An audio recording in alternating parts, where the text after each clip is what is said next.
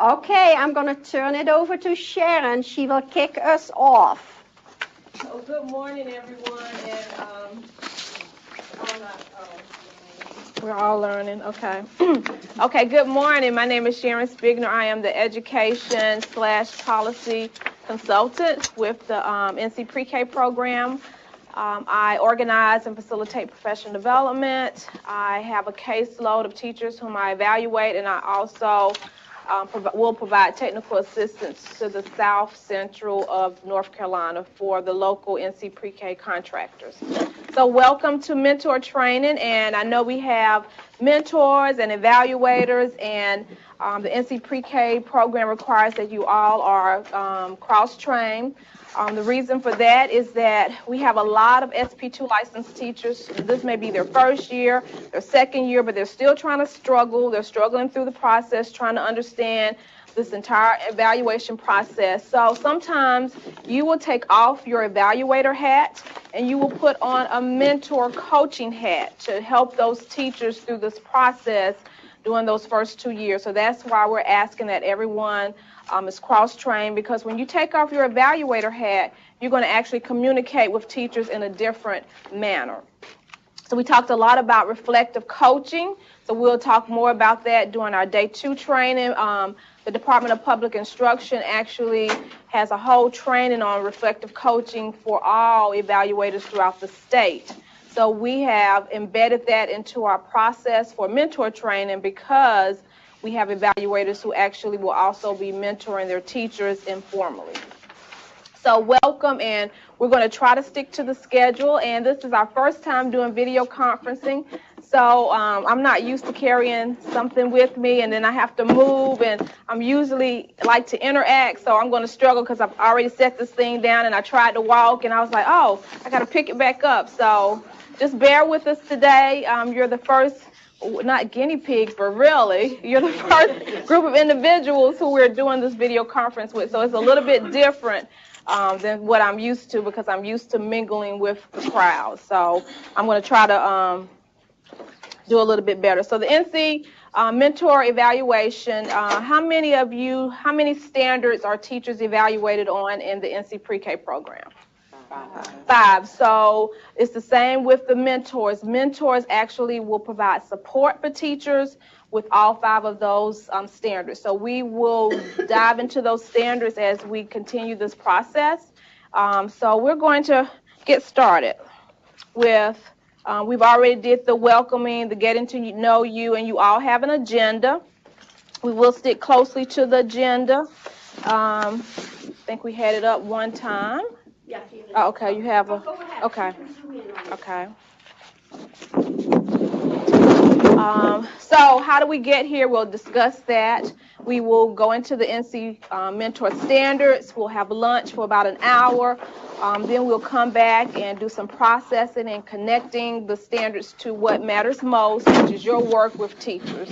And then we will talk about, where do we go from here? What are our next steps in supporting those teachers through the process? Because sometimes what we try to do is we want to help teachers to be leaders, and then sometimes we'll say, well, go find it there, or do this and do that. And some teachers are, they're just not auditory learners, and we're going to talk about that. How do you support those teachers after you've told them numerous times how to find something they're not just getting? Sometimes you got to sit side by side and work with them. So we'll talk a lot about that.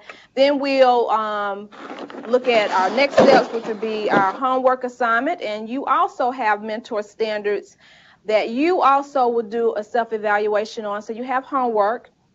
You'll complete the multiple intelligence surveys, and that's just to help you identify your intelligence, and then to help you understand how you can support teachers who function in a different level, and how you help those teachers help their students, incorporating that into their instructions. Then we will talk about professional learning communities, and then the webinar day 2 training.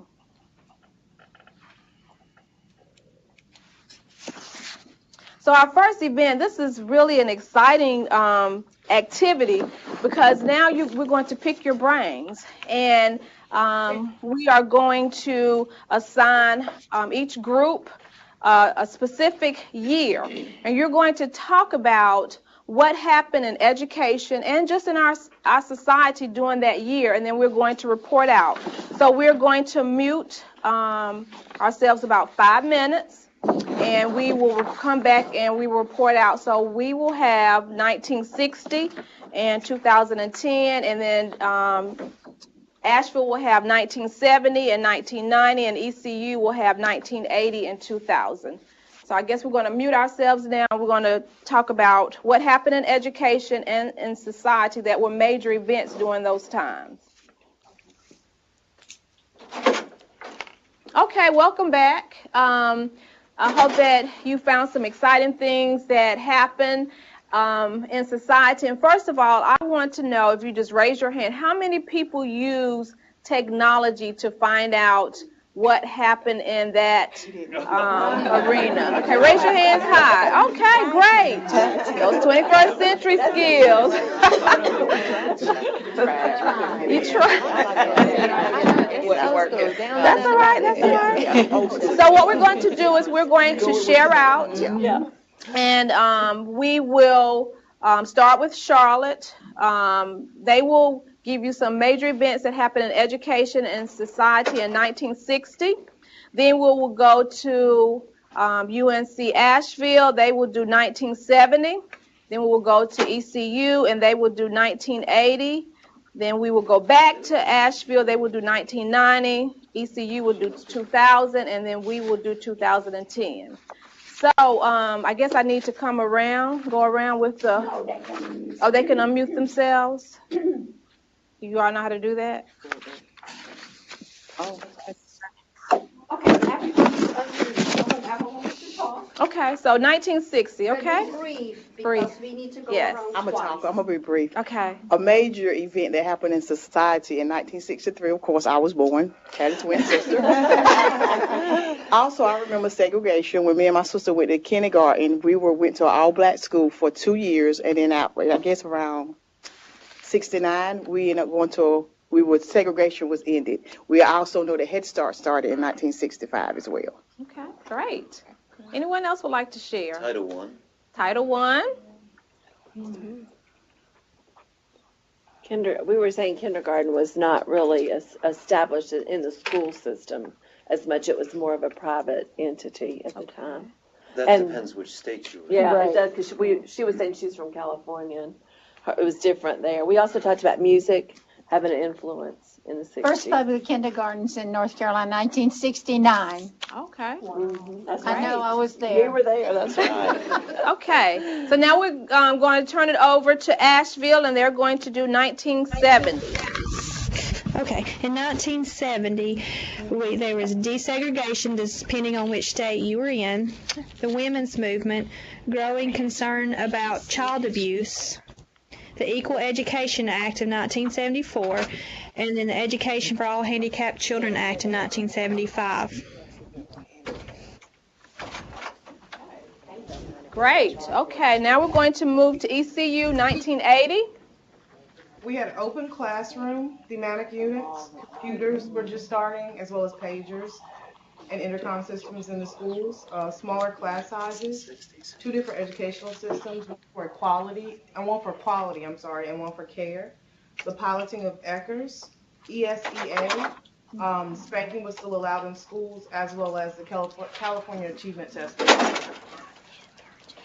Right, thank you. Thank you. So now we're going to go back to Asheville, 1990. Hey there. In the 1990s, the Individuals with Disabilities Education Act replaced the Education of the Handicapped Act. In North Carolina, our star-rated QRIS system rolled out, and ESL students were recognized as needing specialized teaching strategies, which also brought about a topic of conversation around multiculturalism. Okay, thank you. So now we're going to go back to ECU 2000. During the 2000s, we had the No Child Left Behind initiated, 9/11, Y2K. Lots of increases in technology in schools. changes in security in schools, probably due to Columbine, Common Core, NC Pre-K, and more for transition. Okay. Thank you. Moved from DPI to DHHS, and military changes went to war in Afghanistan and Iraq. Okay, thank you. Lots of changes. Okay, so now we're back at UNCC 2010. So we'll ask someone to share. Okay, we said a real move towards STEM education with more for change to North Carolina Pre-K. Race to the Top grant from the federal government was given to North Carolina, and the restructuring of Head Start. Okay. So we can see that there are lots of changes. So what we want to look at is, with all those changes in education, you know, things change. The way we teach, the way we interact with each other, the way we look for jobs, the way we use technology. So think about not the what, but the how. Music. Think about many years ago we had records, we had tapes, we had 8-tracks. Now we have iPads, we have tablets, we have computers. So you can see music has changed. You know, once when we looked at TV, things were so different. We had a lot of family values back there on television. Now it's just completely violence and how you get over on each other and how to murder each other. And, you know, even television has changed. So think about the way you taught in the 1960s, the 1970s, what you learned. Some of the children way in the 1960s and 70s, some of our children in 2nd and 3rd grade are learning some of those same skills now. So you can see how education has advanced. So think about if you never took any educational classes, you never took any training, you wouldn't even know about what to teach your children in the 21st century. And that's what this whole evaluation system is about. It's about how do we reach those children in the 21st century.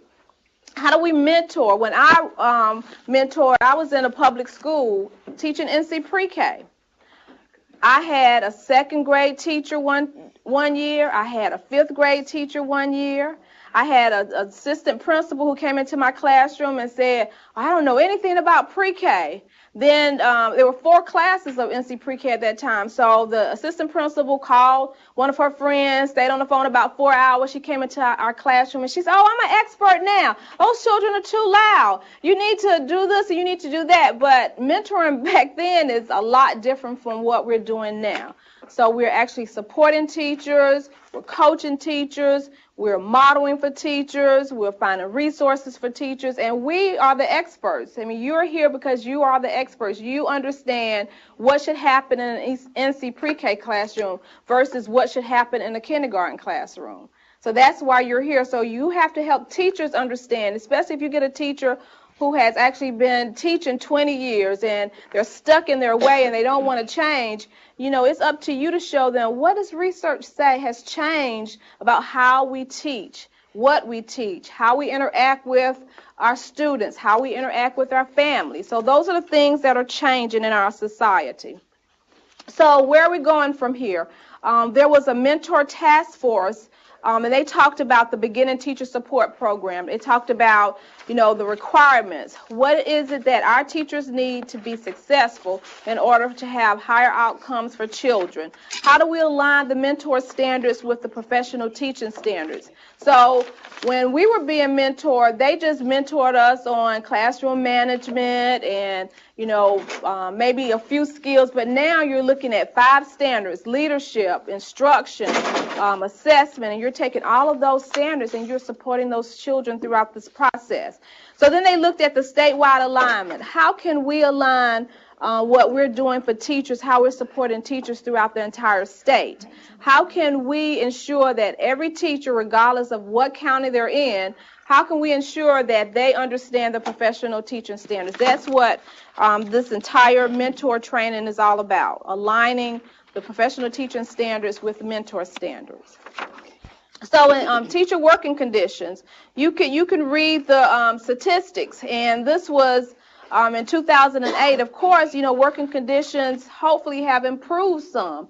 Maybe teachers are feeling more successful in what they're doing. Maybe they are able to collaborate with each other. Maybe they have opportunities to go to conferences to support each other. But, one of the things is that we want to enhance student learning and to retain teachers. So we're going to talk about what the generations and, what teachers are expecting from our society. So one of the things, as for mentors, this is very important because we do a survey similar to this survey every year, and this is the frequency of mentoring activities.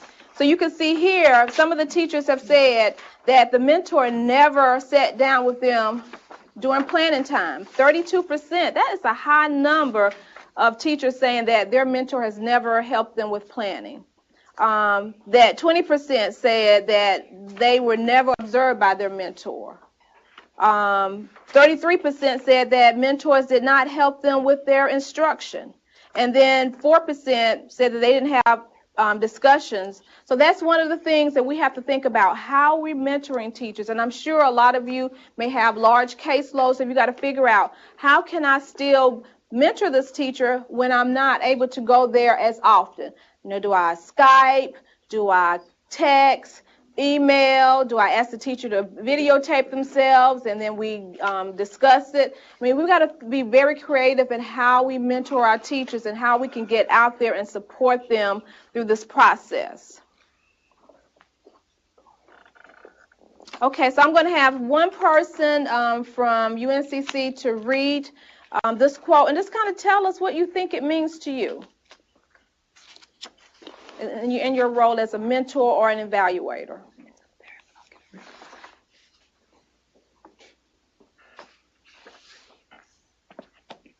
Volunteer. Now, you all are mentoring people. You have to volunteer. You got to speak up. Leadership. Come to the edge, he said. Thank you. They said, we are afraid. Come to the edge, he said. They came. He pushed them and they flew. What that means to me is that as a mentor and even as an administrator, that my job is to coach people into coming and facing things that they may be afraid of and developing to a point that they overcome their fears and they're able to advance. Right, right. Think about when you were a teacher your first year, you may have been a little timid, you may not have been outspoken. You may ask a teacher, what do you think happened? And that teacher's like, I don't know. Sometimes they don't know what to ask you. Sometimes they don't know how to find those resources. But you start giving them the tools and you start coaching them side by side. You don't just say, well, go out there on the website and find it. It's out there somewhere. Here's the link. And then the teacher goes to the website and there's probably 20 or 30 different things. And they're like, well, which one do I click? Where do I find this document that I need? So we have to make sure that when we are pushing them, that we're also able to catch them. So when they fall, we're able to help support them and put them back on their feet. Because what we don't want to happen is we don't want teachers to be frustrated.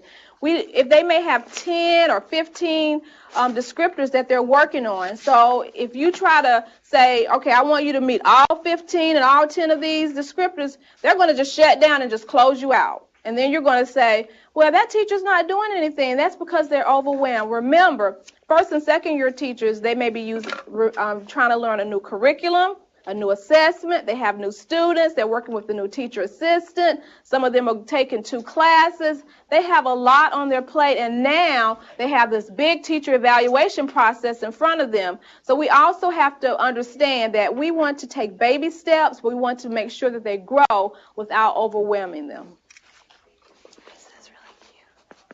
Okay, so now we have another activity. It says, do you have, and this is thinking about your role as a mentor and an evaluator. You're going to think about, do you have a sense of optimism for teaching? And if you do, how do you know? So we want you to think about what you have, how do you know you have it, and give us an example. So we are going to mute ourselves for a few minutes. After I give instructions, UNCC will have number 1, 2, and 8. Asheville will have number 3 and 4. And then ECU will have 5, 6, and 7.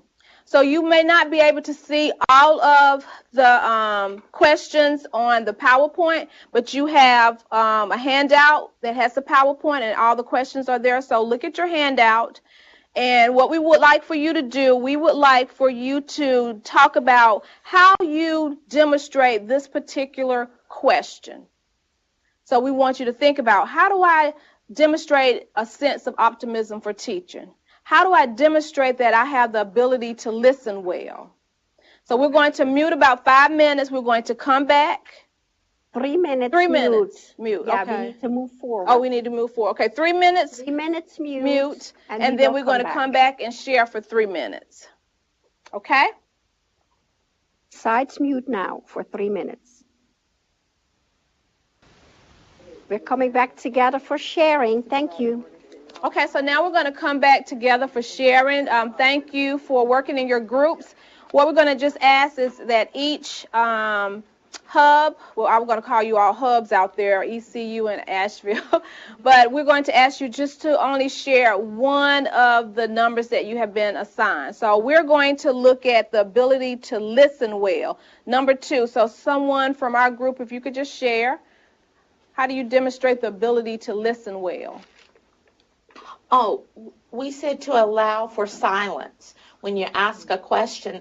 Give them time to process it before you jump in. So just allow for some silence. Okay, right.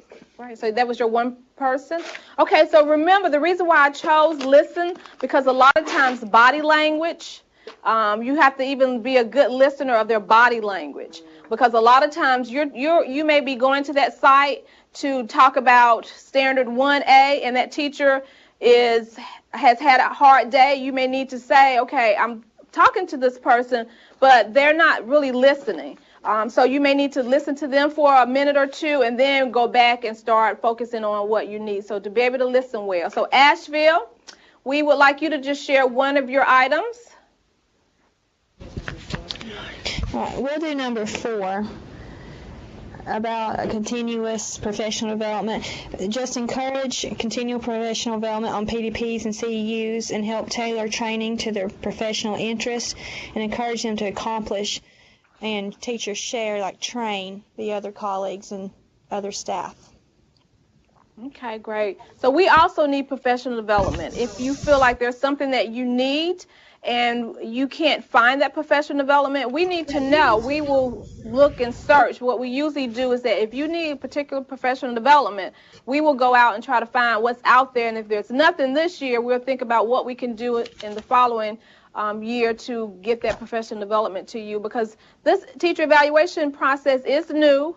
And there may be some things like global awareness, 21st century learning that we're still kind of struggling with, and we may need some additional professional development. So not only do teachers need professional development, we as mentors and evaluators also need professional development to ensure that we're telling them the correct things, because usually what happens is that if you change mentors or evaluators, the teacher will say, well, my mentor evaluator told me this, and now you're telling me something different. So we all want to be on the same page. Okay, thank you for sharing. ECU? Well, we tried to address number 5. And Okay. we said that one of the tools that a mentor could use is giving them the strategies to implement, like home visits, informal conversations that you can have with parents and families as they come into the classroom daily. And then giving the teacher the ability to go and research those individual cultures and languages, kind of step back and let them be a little bit more independent. And I think that was question 6. Oh, I'm sorry. That's okay. No, it's fine. What was that? Oh, okay. Okay, I'm sorry. Mine is Okay, well, thank you for sharing, and we're going to talk a lot about culture. How do we work with teachers from different cultures? How do we help teachers work with children from different cultures? So we will talk about that as we go through this process. So thank you all for sharing. We're going to move on and we're going to look at the mentor standards. And remember, the mentor standards reflect the professional teaching standards. So as mentors, and remember evaluators, when you take off your evaluator hat and you're mentoring teachers, you're going to help teachers to develop leadership. So one of the things, leadership is very important, and you've got to figure out, how do I help them to become leaders as I'm supporting them through this process? So when the mentoring is over, I want to ensure that my teachers are able to create a SMART goal without me being there, that my teacher can find resources without me being there. Standard 2 is that we help teachers establish a respectful environment for a diverse population of students. Standard 3 is that we help them to know the content they teach. Standard 4, that we help them to facilitate learning for their students. And Standard 5, that we help them to reflect on their practices as we also reflect on our practices. So I just want you to just look at that quote for a minute.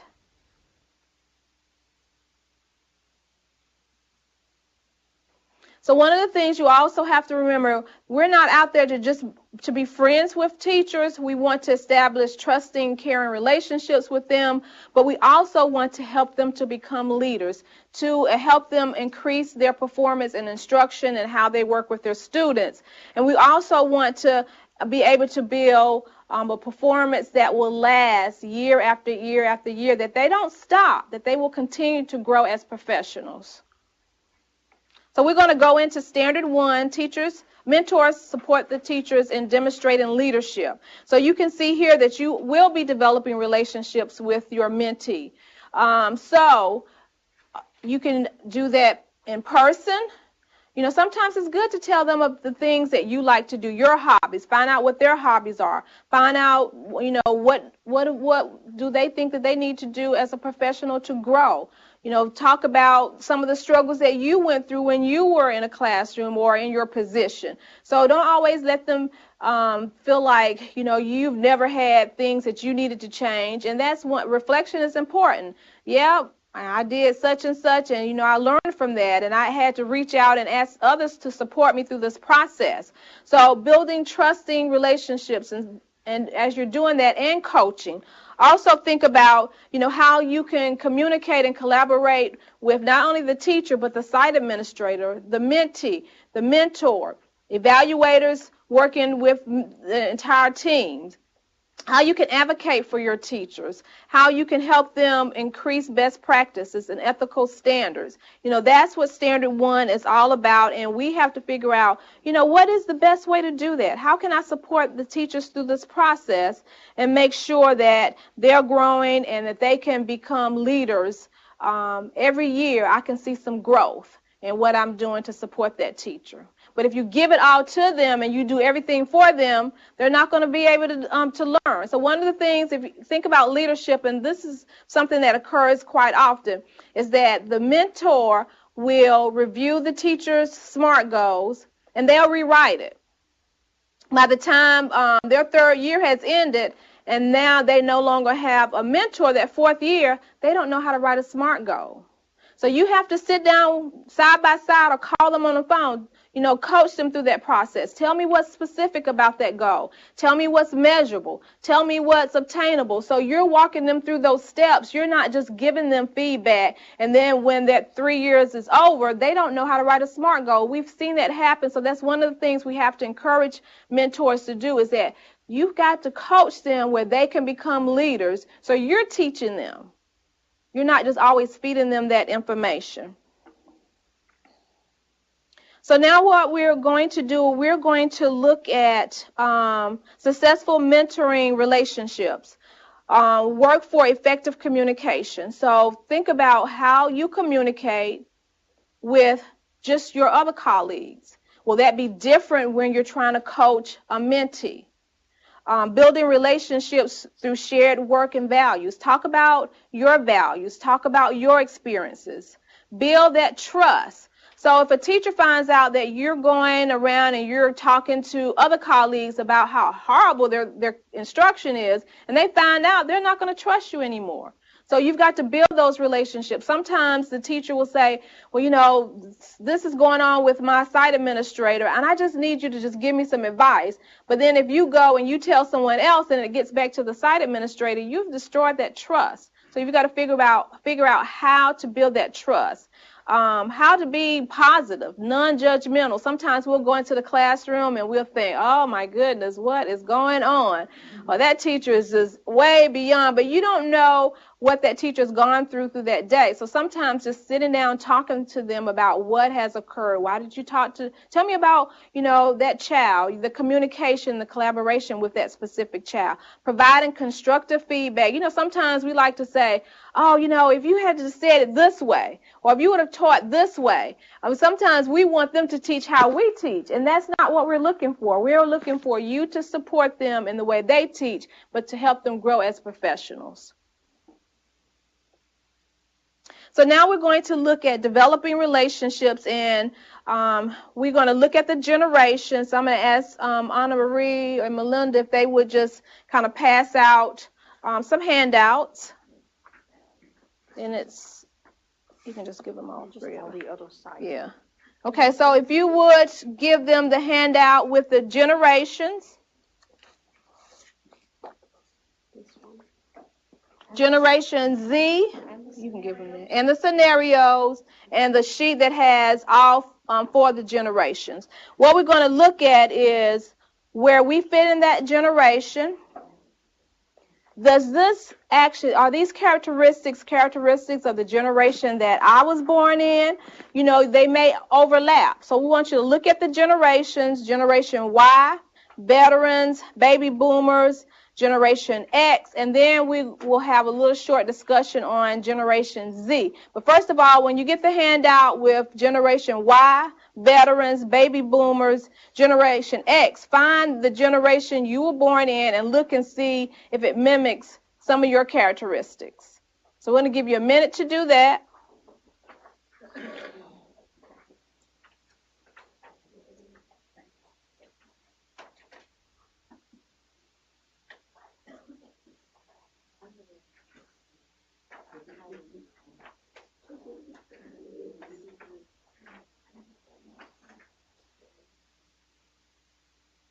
And then as you're looking at your generation, think about some of the generations that your teachers that you're working with are born in, and think about what kind of challenges you may face. We're not going to just discuss it, but we want you to kind of think about it, and then we're going to give you an activity in a few minutes. So find your generation, look at your characteristics, and say, well, that really is a characteristic of my generation, but maybe the other one is not. And maybe you look at another generation, you say, yeah, I understand why these teachers are doing what they're doing.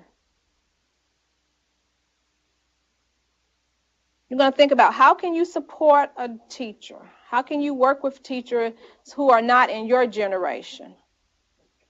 Think about those things.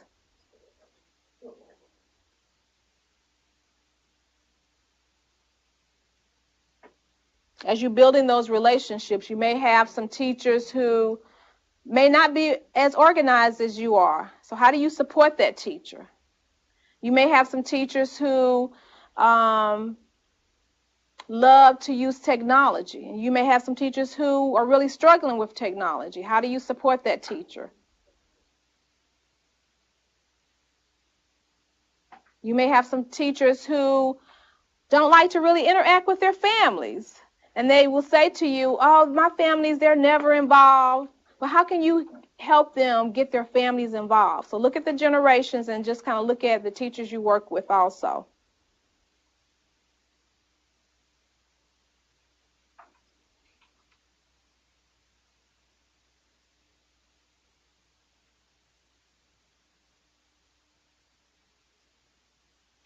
And I'm just going to ask one or two volunteers from just our group.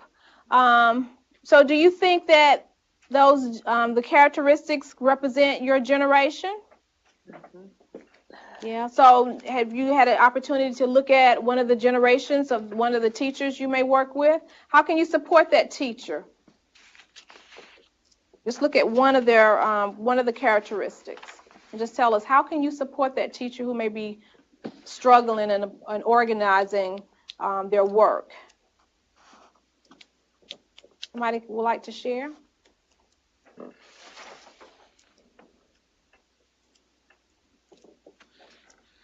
Not everybody at one time. Who would like to share? Say the question. How can you help a teacher who may be having difficulty organizing their lesson plans or their assessment? How can you support that teacher? I would say give them hands-on.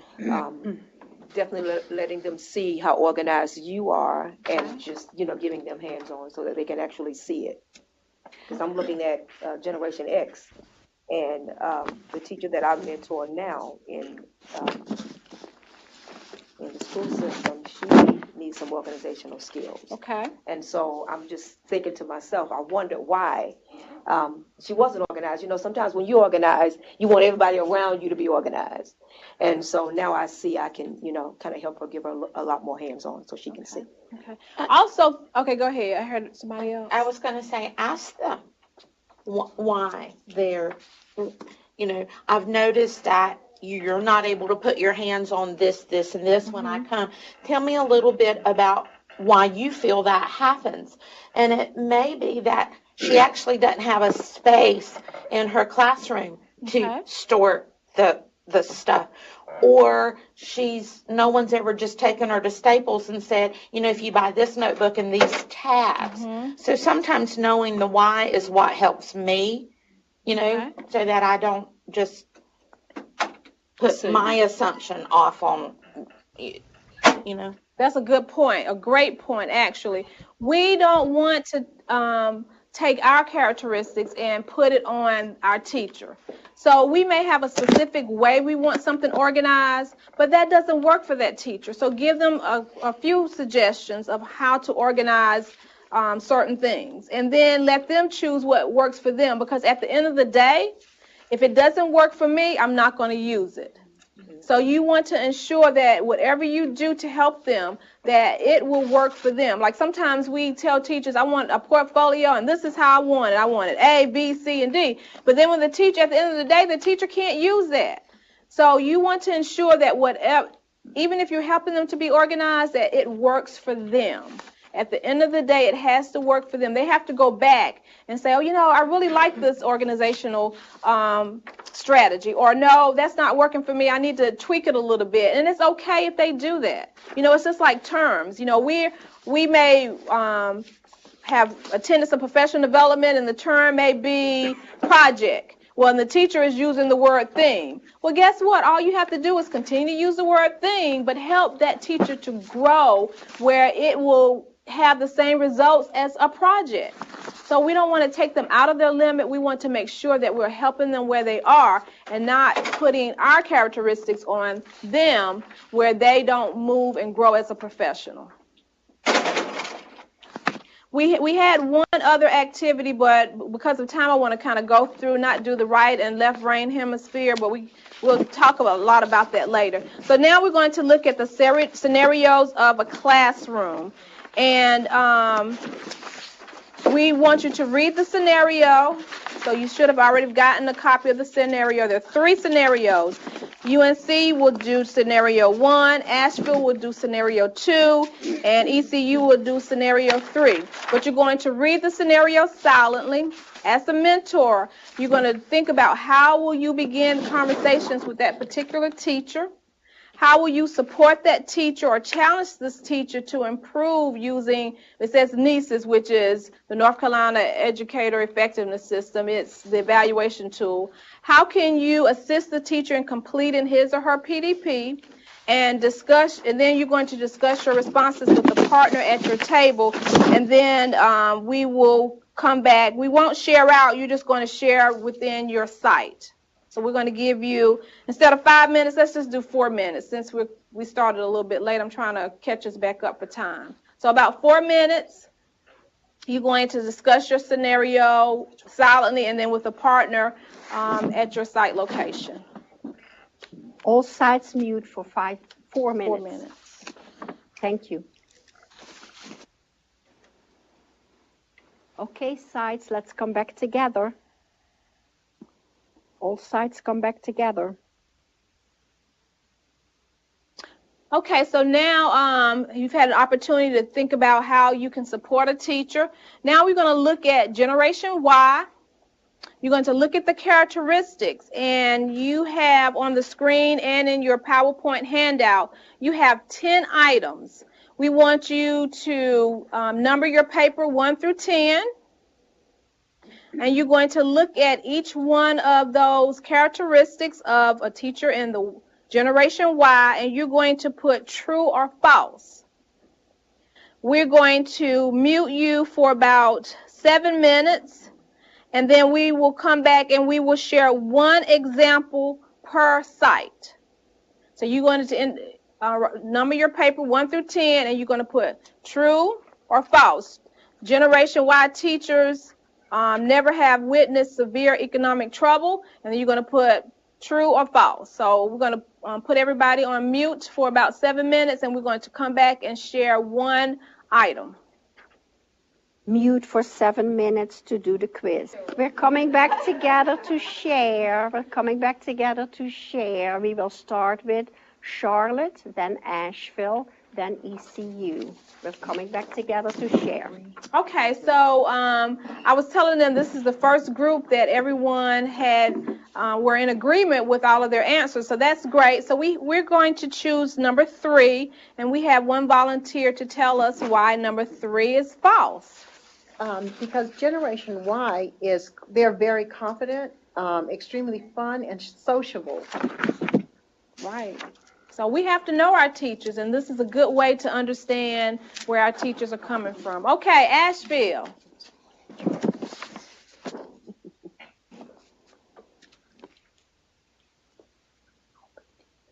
Asheville, unmute yourself. Hey there. We're here. Okay. Which number would you like to share? We would like to share number 6. Okay. And we said that is true. Work-life balance is important. Okay. Can you tell us why? Oh, sorry. They like to have fun. They believe in work, but they also believe in having extreme fun and having time for all parts of their life. Right. That's true. So we have to realize, as maybe in my generation, we would stay there to 5 and 6 o'clock. When these teachers, they're ready to go. That's right. So we've got to figure out how to work with them. If they haven't completed all their work, how do we work with them to say, we need to rethink that a little bit. Okay. ECU? Now I see what she's doing. Come on, baby. There we go. Okay, there we go. Okay, we're choosing number 9. Generation Y and Generation X have similar technological skills and needs, and we're saying that it's false because Generation Y has had things more readily available, and it was more of a commonplace thing versus having the technology in Generation X, but not being something that was in every household. Right, right. So we'll find some teachers who may not be in the Generation Y who will need extra support on how to incorporate technology into their instruction. Where Generation Y, this may be just natural for them because they love it. They have no problem with getting into the North Carolina Educator Effective Based System. That is true. That is true. They have no problems. Okay. Yeah. So we're just going to just get a comment from our group on can you identify and explain a difference between building a relationship with a Generation Y teacher than some of those other generations? How are you going to build those relationships? Does anybody would like to share?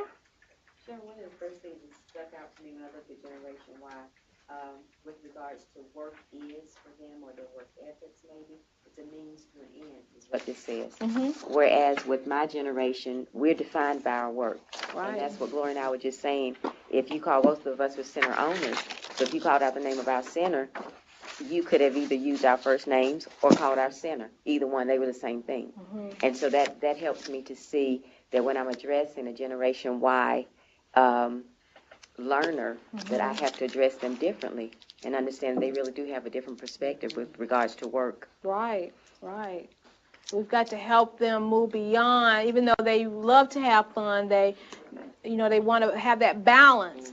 But, during your first and second year, you have a lot on your plate. So how can you meet the same goals that you need for having fun and ensuring that your work is completed? So, that's something that we've got to figure out how to help those teachers. Okay, so the next two handouts, and hopefully you see them, Rules for Teachers, 1872, and then the Code of Ethics. And I think some of you actually also brought a copy of your Teacher Evaluation Manual. The Code of Ethics for North Carolina teachers is also in that manual. Oh, Debbie and Kyle, can you show the whiteboard? No, our technicians. Oh, the technicians. Megan or Natasha, please show the whiteboard. Oops, I need to throw myself in. Megan, Natasha, there it is. Thank you. Thank you.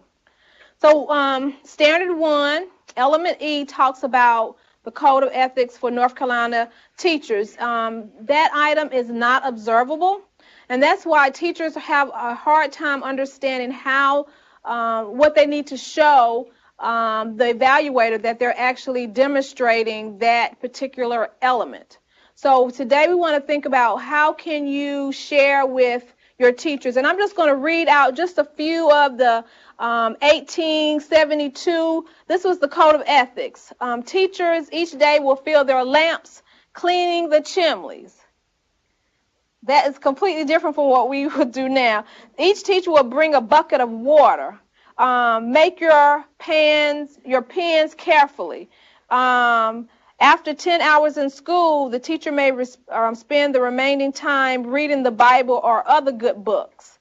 Think about it. Do we even have time to do anything like that? Women who are married or engaged in unseemly conduct will be dismissed.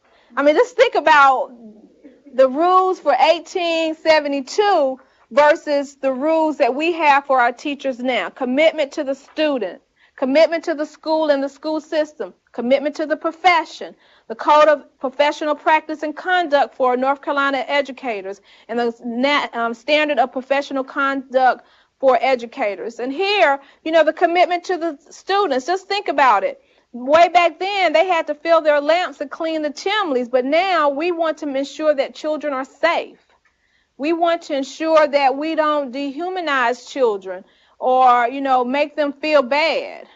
Those are the things that we're thinking about now. We're thinking about how can we give our employer at least a 2-week notice before we walk off the job. And way back then, they could just be dismissed like a hat within a day. But it takes time to dismiss teachers now. So what we're going to do, we're going to discuss in our groups. UNCC will do commitment to the student. Asheville will do commitment to the school, and then ECU will do commitment to the profession. We're going to just talk about how can you support your teachers in understanding how to be committed to the school, the students, or the profession, and then we're going to report back out.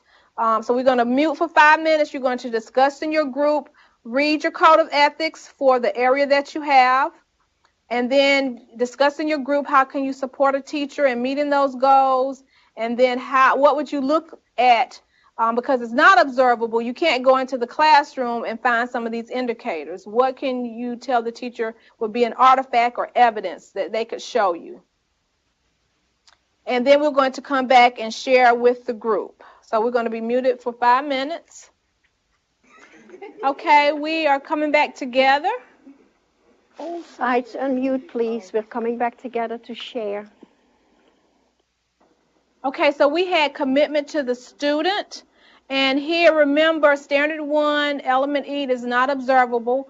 So when you go into the classroom, you have to explain to teachers how they can demonstrate that they're actually meeting this particular element, indicator. So we have someone who will share from our group, commitment to the student. We talked that we could show commitment to the students by building that building the relationship with that child. Also, we also talked about if we had a child in our classroom that had a behavior problem, that whenever we would make sure that we build a positive relationship with that child, always speaking to that child in a positive tone and not singling that child out. Okay, great. And that was item D, disciplines students justly, fairly, and does not deliberately embarrass or humiliate them.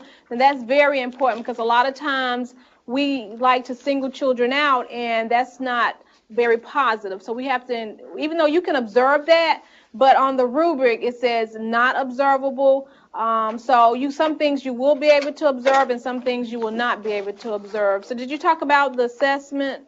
Yeah, I said it. Okay. Yeah, we talked about assessments. We also talked about assessments, portfolios, and tracking all domains. Okay, great. Okay, Asheville, you had commitment to the school and the school system. Yes, we talked about having time to discuss with them. Does your school have a handbook, their policies, procedures? Does your school have a plan for improvements? And then try to coach some standard professionalism in them, getting them to realize how they need to give notices and work with others within the school. Okay, great. Okay, ECU, you had commitment to the profession. Yeah, we had a good conversation about this, and we listed out some things that we can do to help the teachers that we work with realize that they are professionals. Some of the things that we mentioned were helping them join professional organizations, attending professional development, helping them be aware of what is available in their area or online, helping them connect to PLCs that are meaningful to them. Encouraging them to read and keep up to date, to do some own reading and bringing in new ideas into their classrooms and sharing with their colleagues. Going to conferences and then presenting in conferences. I think we have more and more of the teachers, and it's because of EESLPD, we have more and more of the classroom teachers who are actually presenting their ideas at regional and state level conferences. To talk openly with their colleagues about the North Carolina standards for pre-K. If you're not in pre-K, you don't even know that foundations exists. Right. Certain teachers don't even know foundations exist. So to make sure that the teachers feel comfortable using the standards and using the language, professional language from the standards, that they feel comfortable doing that. And did I get everything? Yeah.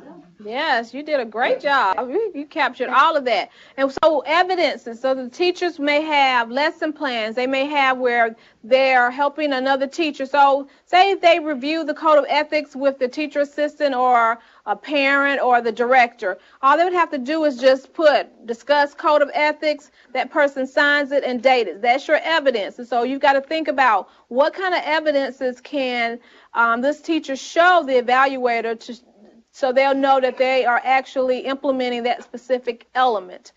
Professionalism is very important. Sometimes you will have teacher assistants who may not be professional, and of course that's nothing that will go on the teacher's evaluation, but that will be conversations the evaluator will have with the teacher. I observed the teacher assistant doing such and such, and of course because that teacher is the leader of that classroom, that will be a conversation that teacher will have with the teacher assistant, but doing it in a professional manner. They may be frustrated. The director may not have given them the tools that they need, but modeling for them, how do I go to the director and say, well, I need these supplies, I need this, and these are the expectations. How to sit down with the site administrator and talk in a professional manner. How to talk with the teacher assistant in a professional manner, even if that teacher assistant is not talking with that teacher in a professional manner. So documenting, conversations with families, with colleagues, it's going to be important. That may be something that they'll put in their reflective journal. That, I don't think I should have said that. Maybe I should have rephrased it and said it in this way. So being able to reflect on those practices. Okay, so my last section are professional learning communities. And one of the great things about this is that we will have training that will be rolled out soon from Dr. Rich Lambeth and Dr. Bobby Rowland. They will probably try to figure out how to train all the new people, because all the evaluators and mentors that were with us last year were trained in June, and then they're going to actually facilitate a webinar for the day 2 part.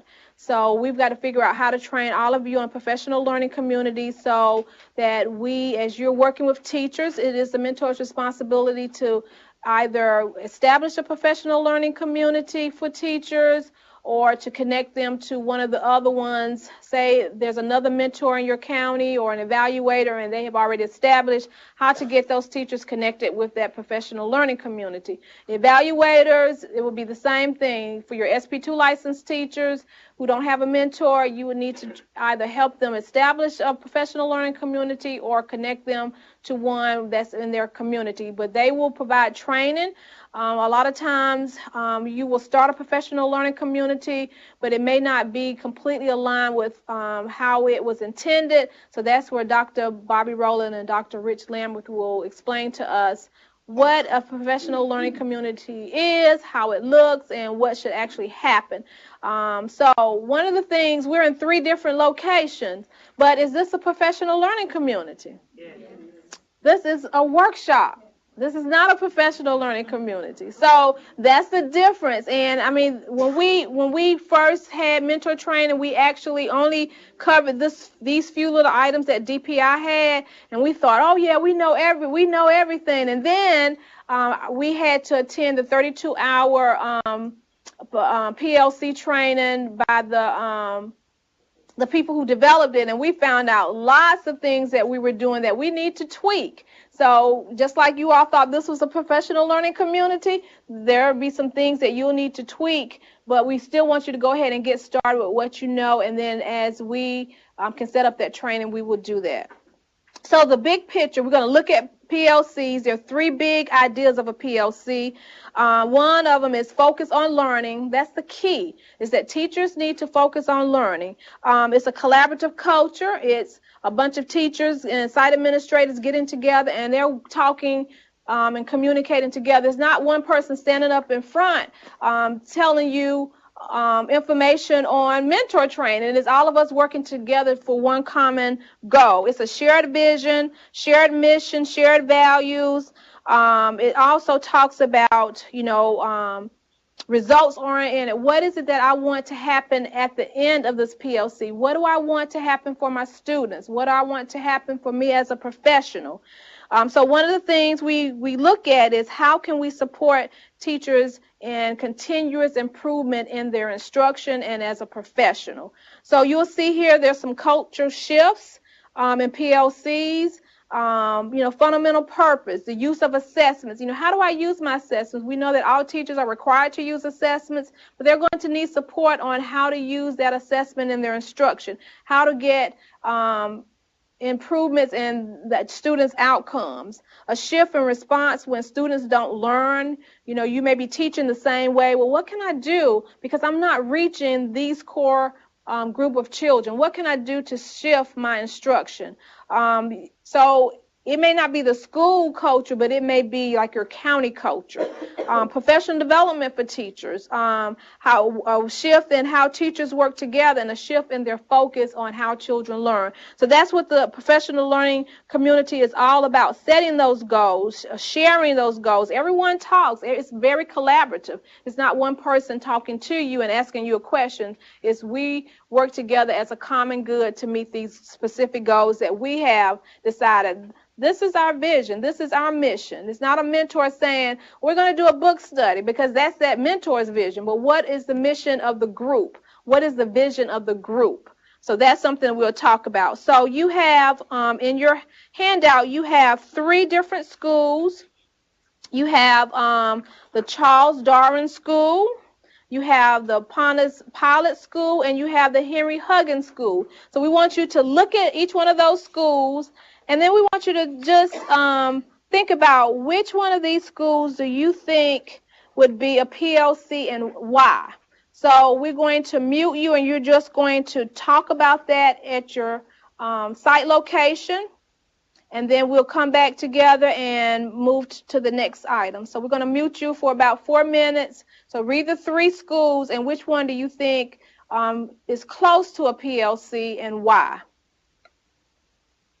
All sites mute for 4 minutes. We will not report back out to each other. Activity on site only. All sites, please unmute. All sites, please unmute. Okay, so hopefully everyone chose the Henry Huggins School because actually the Charles Darwin School, they have a vision, but the bullets do not align with their vision because all children may not, or shouldn't be fixed. I mean, there's a range, and it's continuous. And for 4-year-olds, that's not something that we want to look at. But for the Henry Huggins School, teachers will work collaboratively together. They're going to work as a team. They will decide on the same vision and the mission together. They review the assessments together, and then they create the instruction to help meet the needs of all children. And they're creative, and they come back together and they share again. And this is the reality we want for our PLCs. We want teachers to be able to come and share their vision, their thoughts, their ideas, go back and implement, and then come back and share again. What's working, what's not working, what do we need to tweak? We look at the assessment. How does this assessment drive our instruction? But we're working together. It's not one person telling you, well, this is what you need to do, this is what you must do. We're working together, and we're sharing our ideas together, and we're working as a team. Everyone gets to talk. We do not discriminate against someone. We do, I guess we think about that commitment to students, commitment to the profession. We also want to respect each other's opinions, each other's values. So if you say something and I don't agree with it, I'm not going to say, well, I don't agree with that. I don't think you should be saying that. We're going to be open and listen to everyone's opinions and thoughts. So hopefully you all chose the Henry Huggins School. And so that was Standard 1, and now we are going to move on to Standard 2. So I'm going to turn it over to Anna Marie DeCourt Young. Thank you, Sharon. And as we transition, please read this quote silently. I need to get organized here.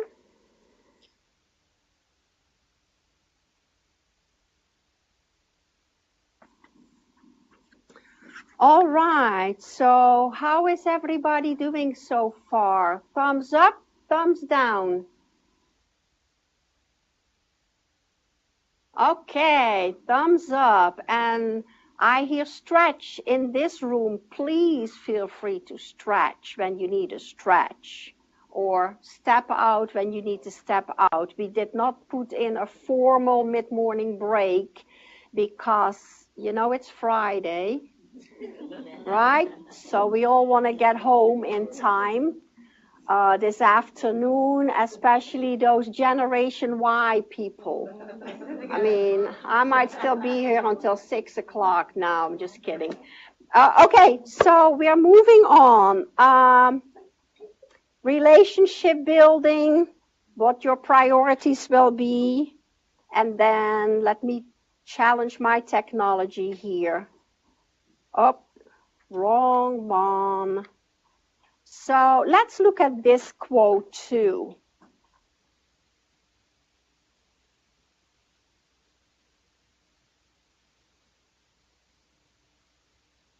And Sharon already alluded to communication a little bit ago.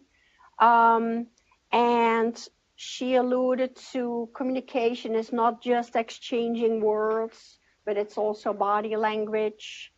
It's communication between our colleagues, our superiors, our underlings, and for teachers to the children, and in their classroom with their co-workers, and obviously with parents. So the next section is about Standard 2. And as mentors, we support the beginning teachers to establish a respectful environment for a diverse population of students. You know, if you have strong relationships with students, that extends to families, that extends to colleagues, and it extends with your relationships within the school and within the community. And this is not just about fixing the classroom or making sure that everything's set up according to EEESLPD. Does that ring a bell, EEESLPD? Because that's one of the things that teachers are very familiar with. And as a mentor, you know, you will hear, as an evaluator, you will hear, but this is what EEESLPD requires. And of course, we're not negating any state licensure requirements in our work, but we are not mentoring them to do an EEESLPD walkthrough. We are mentoring them in applying best practices every day of the week, every week, you know, every time. So yes, we need to look at the environment with the teacher. We need to help the teacher evaluate what she does, what she makes available to children. And part of that environment is obviously the kids when they're busy bees. We need to ensure that teachers honor the diverse learners they have in their classroom. And diversity takes all kinds of different forms. So what I want us to do is on sites, take a few minutes and get your, oh, Sharon, shouldn't we need to cover the bottom part? Shouldn't we need to cover the bottom part of this slide? Anyway, culture is the lens through which we view the world. But I still want us to go into groups and get some conversation about, okay, so then what are those components of culture that we see in the early childhood classroom? So we will mute you for about 3 minutes only, and as a group, define all the elements that you can think of as a group that are culture. And we will only mute for 4 minutes. I know these conversations can take on a long time, but just be quick. Write down some things, and then we will go back briefly to each side and have everyone share one thing. So all sides mute for 4 minutes now and define what is culture. Thank you. We will be sharing definitions. Charlotte will start. Definition of culture. We define culture as ethnic groups, home environments, attire that children or families wear, traditions, rituals. We talked about classroom cultures that change from year to year, whereas one year there may be a focus on developmental needs, and the next year there may be a focus on one ethnic group, because your classroom is mostly that ethnic group. We talked about the fact that right here, mentors are a culture, and how we do our job and the attitudes that we bring to it are part of a cultural expectation of what mentors are and what mentors do. Great. Great summary of what we discussed here. So let me go to Asheville and listen to their definition of culture. Hey guys, our conversation spiraled a little bit, but we had a lot of conversation around how rules or regulations influence how the classroom culture takes place, and then also how those can turn into myths. And so there are all of these teacher myths about what it means to be culturally appropriate or developmentally appropriate, and maybe those myths are accurate or more often they're inaccurate or inaccurate interpretations. So we kind of took it from a more like a different angle on culture, not defining culture, but things that we don't necessarily interpret as cultural values, but influence how culture happens in a classroom. Great, thank you. And then just listening to, you talk, I mean, culture, as I said here, is big. It's not just one thing. And that is pretty evident depending on which lens you put on. And as Sharon came and quietly told me that the quote here is not really the definition, but it's a quote. It's a cultural lens. So let's go to ECU and see what ECU decided a definition for culture might be. Well, we kind of discussed more of the different attributes that contribute to your cultural definition, and we talked about family values, family structure, race, and generation, and how these all affect your cultural lens. Communication styles, spoken and body language, geography, religion, and your past experiences, how that all contributes to your individual culture. Absolutely. Thank you for sharing. The background or the baggage that everybody brings is also a part of culture. Experiences that teachers have had, both personal as well as professional. The experiences that we have had, both professional and personal, they all play in to how we view the world, what lens we use. So here is a definition of culture: the totality of ideas, beliefs, values, activities, knowledge, and I would venture to say experience of a group or individuals who share historical, geographical, religious, racial, linguistic, ethnic, ability, social, and then who transmit, reinforce, and modify those transitions. So that's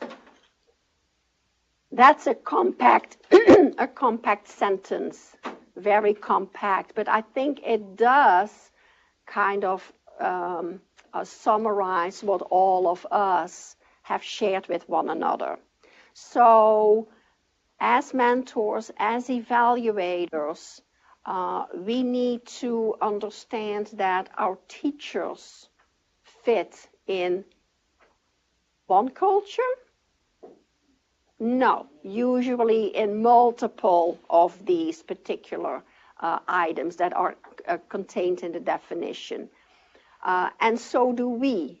And for them to understand that their children and families also are not just to be pigeonholed in one definition or in one culture. Because even if you have a large Hispanic population of children and families, not two Hispanic families are alike, depending on where they came from, depending on how long they've been in this country, depending the language they've mastered or not. And then on top of that, you have some of these other things we talked about: their religion, their generation, their knowledge, their history. So it is, you know, when we first started doing trainings on cultural diversity, it was kind of very narrow, but it's not narrow. And in this country, there is a huge variety of peoples, and we see that in our classrooms every year. So respecting that is obviously the first step. But you cannot really you cannot really respect or value if you don't understand what it is. So as we have together kind of defined this broad definition, now we can talk about what is it for me, because cultural competence starts with you first. You have to kind of reflect on your own background, knowledge, experience, religion, ethnicity, all the things we mentioned.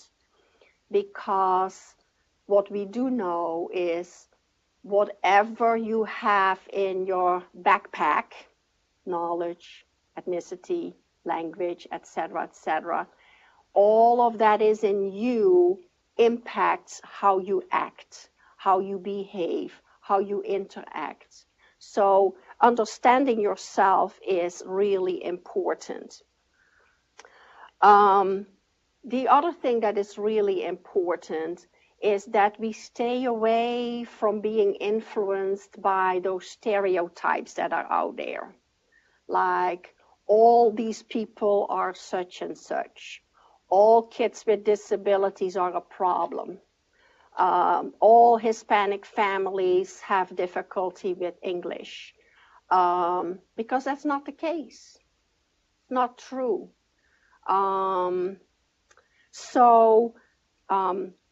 Staying away from stereotyping, staying away from bias, and sometimes that means investigating your first gut instinct you have yourself.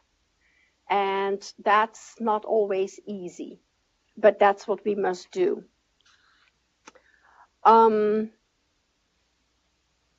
So not only do we need to widen our understanding of culture, as we've already talked about, we also have to examine our own and the culture of our occupation, because believe it, teachers have a culture too, right? And then we have the culture of the organization, and that's what we hear a lot from our teachers, that they say, well, you know, I believe that, or I want to do that, but my center doesn't allow me to. Or if they get really personal, my director tells me I can't do that. So helping teachers understand that there is a need to know, to understand, to act, and to communicate and negotiate if there is conflict or disagreement, always keeping the best interest of the children in mind. Okay.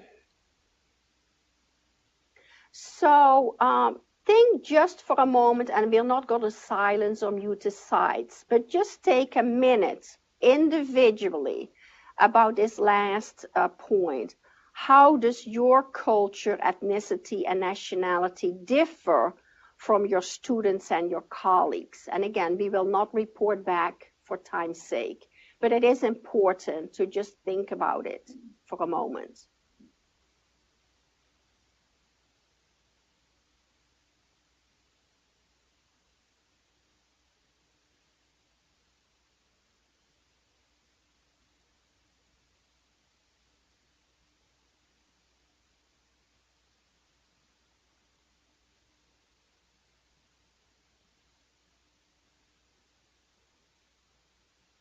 And I'll just use myself as an example because I had to be prepared for this. That little kids tell me, you talk funny. And I go like, what do you mean? I mean, I don't ask them that, but that's what they tell me because I talk funny, right? Now adults will ask me, where are you from? And I'll say, Charlotte. Because I've been here for 30 some years. And then they go like, but where are you really from? Okay? So I need to understand when I work with colleagues, when I meet people, when I work with students here at the university, that you know, there's a lot of differences, and that's okay. It's not a problem, but I need to be aware. and I need to understand what those differences are. And when we talked about the generations, that's really a big one for me these days with teaching college students, because I'm getting up in age a little bit. Let's see.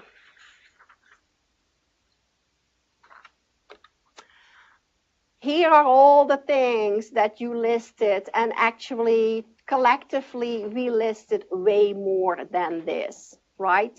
But there are also a few that we did not list. And all of these may or may not be influencing you, may influencing your colleagues, may influence the teachers you work with, may influence the families and the children that the teachers work with. So we have to really look at this in a broad spectrum.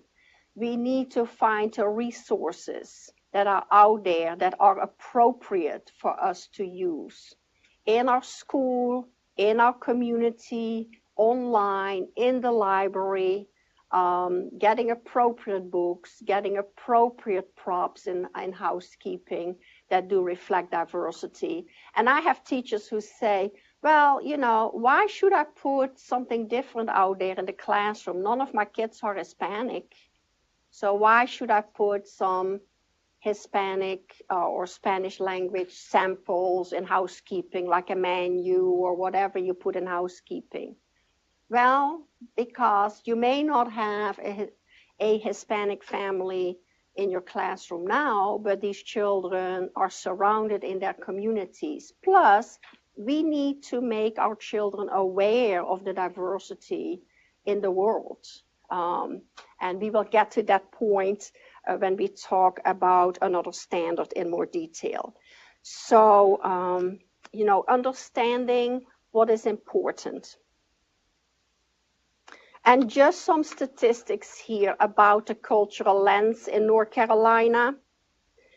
And this is from 2007.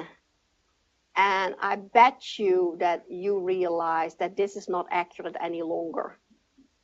Okay, our Latino Hispanic population has skyrocketed. Then that's just one thing.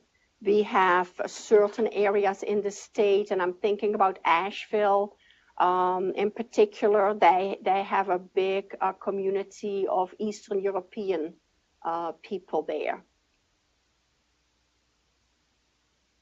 But look at the last section here.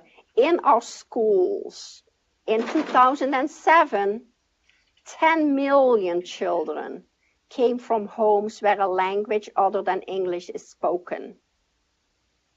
Who in this group speaks more than one language?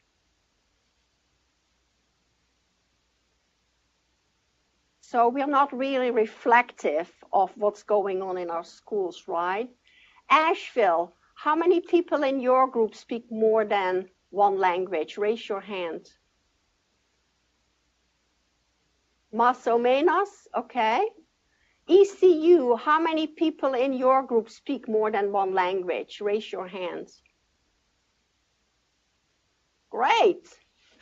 Okay, so we have some, but if you look at how many different languages, and you know, and then you should look and see how many different languages there are. I mean, that's a whole other thing. But look at it. Language minority population will soon outnumber the English-speaking population. That was in 2007. I think we're seeing that some years now in our pre-K classrooms happening right before our very eyes. Okay? So, let me move on. Back to communication one more time, because communication is also incredibly important when you work with people of different cultures. And so, again, you would need to think about your communication style in light of the communication styles or expectations within certain groups, certain ethnic groups of your diverse population of children and families. you need to understand that there are differences, that certain nonverbal communication in some countries or some ethnic groups means different things than it means for, and then I hesitate now to say us, because who am I? Okay, but the general expectation within our public schools and within our schools is still kind of grounded by the European, American influenced style, right? And that does not match with many of our children. So when we tell young children, look at me so I know you're listening, isn't that what we tell kids? Because for us, that means if I don't have eye contact, you're not paying attention to me. Well, there are numerous cultures where that's not the case at all, where young children are not even allowed to look adults in the eye. That's disrespectful. As we work with families, greetings. In my country, and I'm European, in my country, it is not appropriate when I meet a person who is older than me, or a person who I don't know very well, to call them by their first name. That's not appropriate. It should be Miss Rowland, or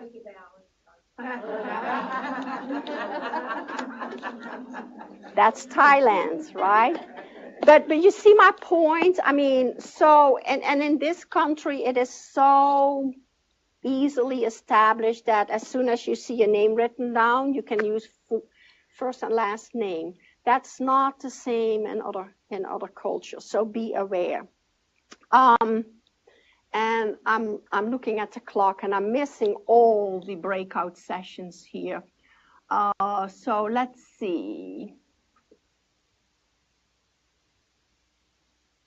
Okay, I really do want us to reflect on communication styles. So we are going to mute for a few minutes and have the sides reflect on these two questions. Think about your communication style. How would others describe it? And then consider the expectations you have in how others might perceive your communication. Okay? We're going to mute for 6 minutes, and we will come back and have each side share one example. All sides mute for 6 minutes.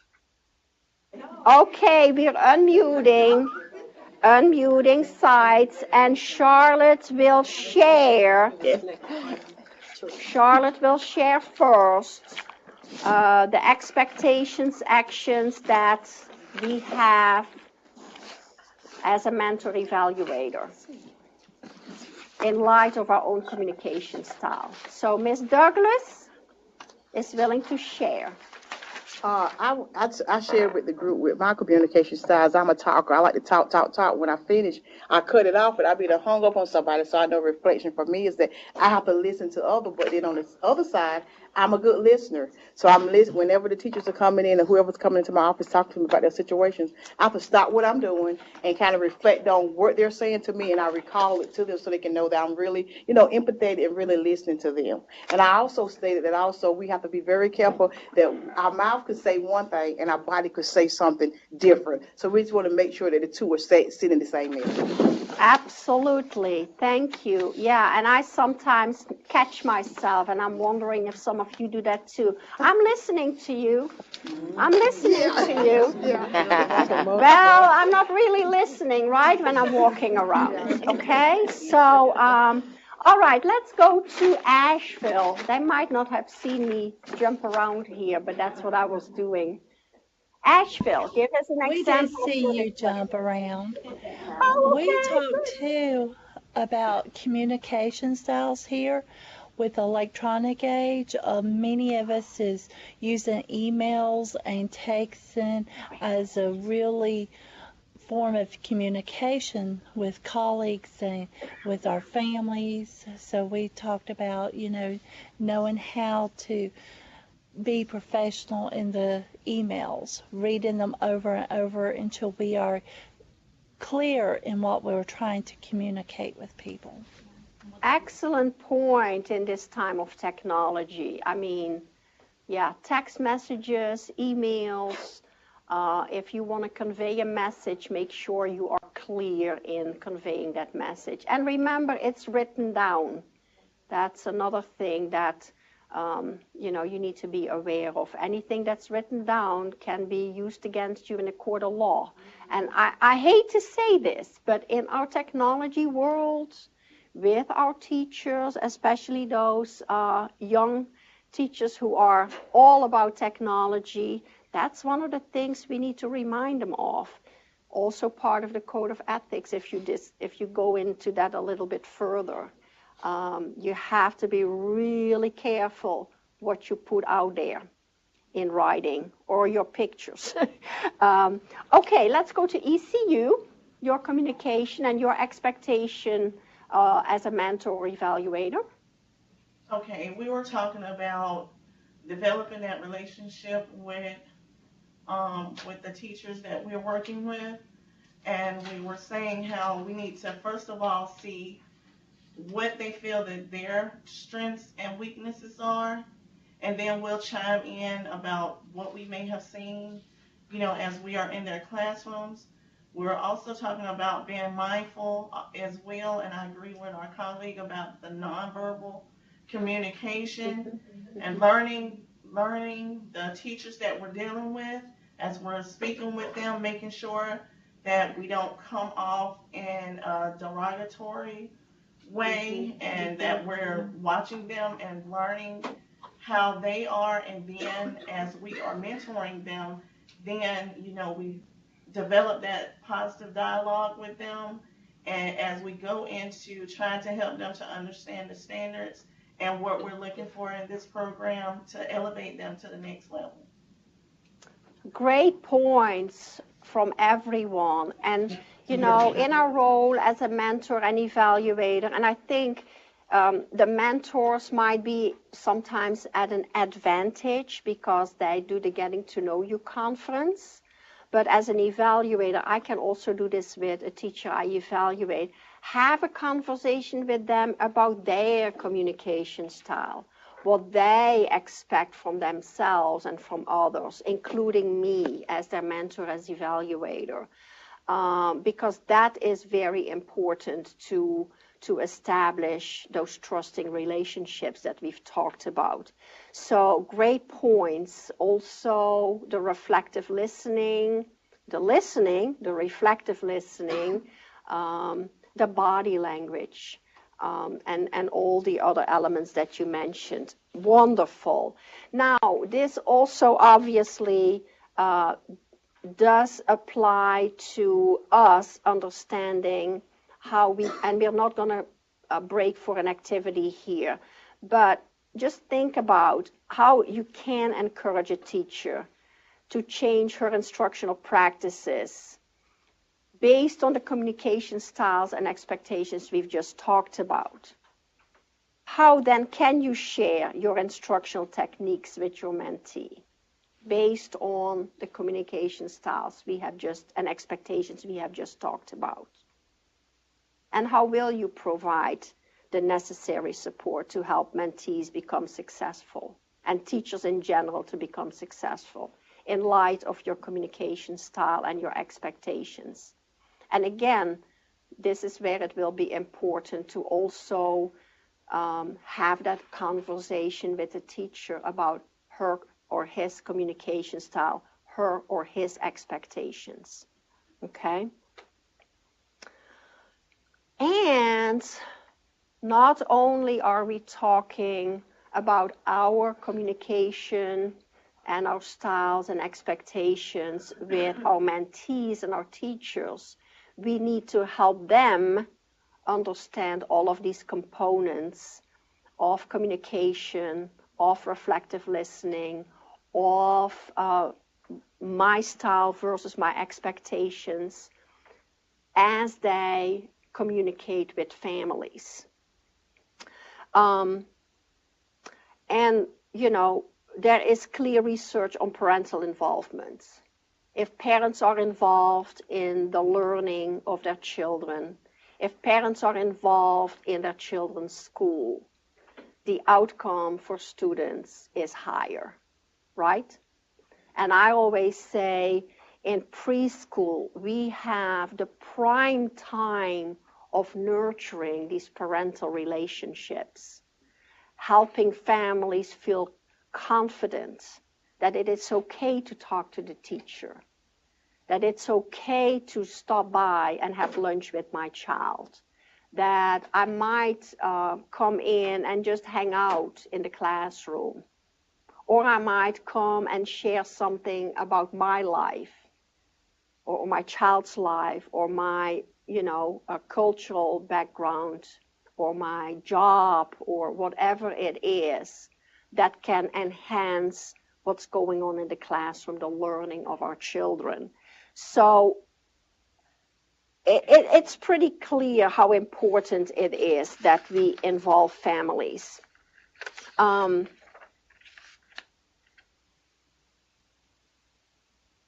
Now, these are thoughts we will be leaving you with for lunch, because we're not going to break in groups and come back, but we're going to break very shortly for lunch.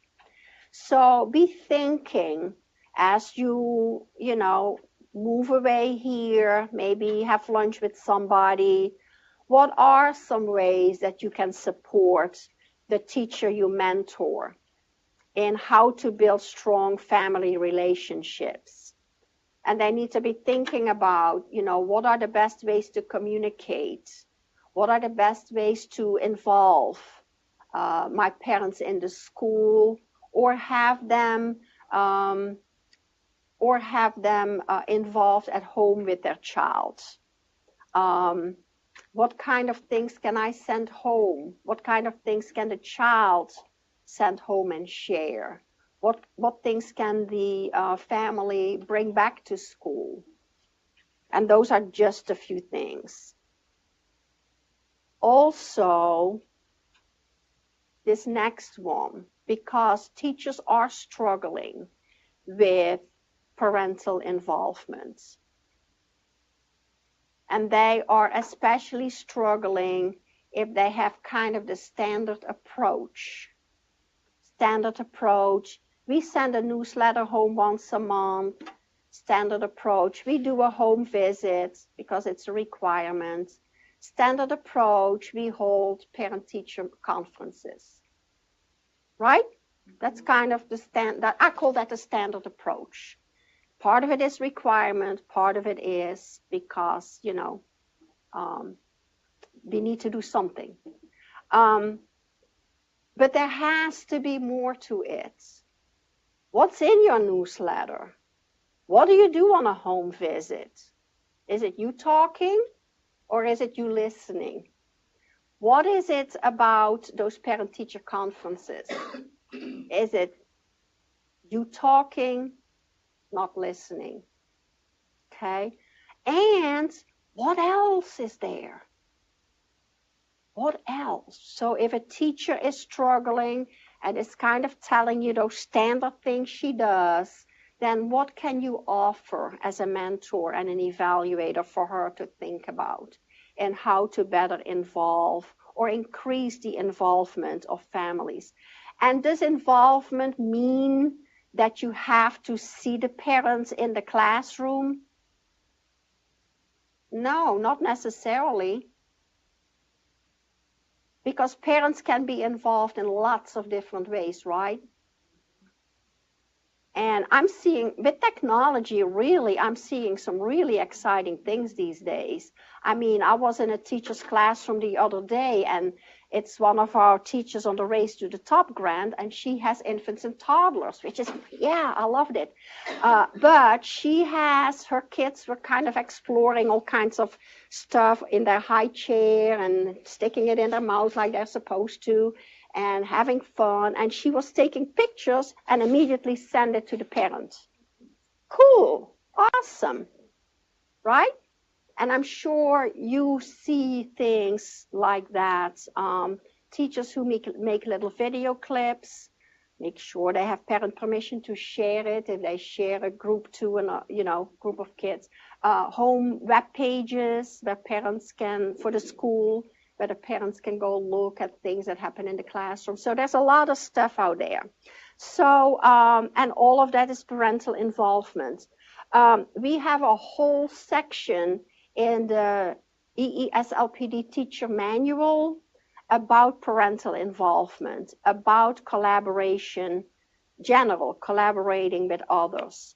It is in section 5, and Dr. Bobby Rowland was instrumental in writing some of that with a group of others, but she's done a lot of work on that, and I'm sure she will do more of that for us. But it's a great piece for teachers and for you to go look at. We created, in addition to the website, we created what's called a live binder. And the link to that is at the end of the PowerPoint, but it is also on every team agreement. At the bottom of the first page, the link and the generic password that teachers and you can use. Yeah, every mentor really ought to go over that live binder with their mentee, and it's revelation. It's unbelievable. And it's a cool tool. Not just that one section. Oh yeah, I know. There's a lot more than that, but I was just thinking as we were putting this together that whole section 5 is about diversity, some about working with families, a lot about assessment and portfolios, which I will talk about after our lunch break. But we are going to go out for lunch, and we will start back up at 1:45, because I know give and take, but try to be back 1:45. Thank you, everybody. See you at 1:45. All sides mute for lunch. Well, who is back? We are. Not everybody is back in Charlotte, but... Can you hear us, Anna Marie? I hear you, Debbie. No, well, it's Barbara. There is nobody back in Ashboro. Oh, there they come. Hello. Anna Marie, I need yes, to talk Debbie. to you. Anna Marie. Yes, Debbie. Okay. We were disconnected somehow when we left for, just a minute, everybody. We were disconnected somehow when we left for lunch. So we called again, we're connected again, but we cannot get our presentation up. What do you mean your presentation? Is Natasha there? Do you see the slides here? Anna Marie, is Natasha there? Is Natasha there? No, she's not, but Megan is. Let me call Megan. Okay, yesterday because I don't know what it is you want, Debbie. What do you want? This is Barbara, not Debbie. Oh. And we had this problem. Oh, hey, Barbara. Sorry.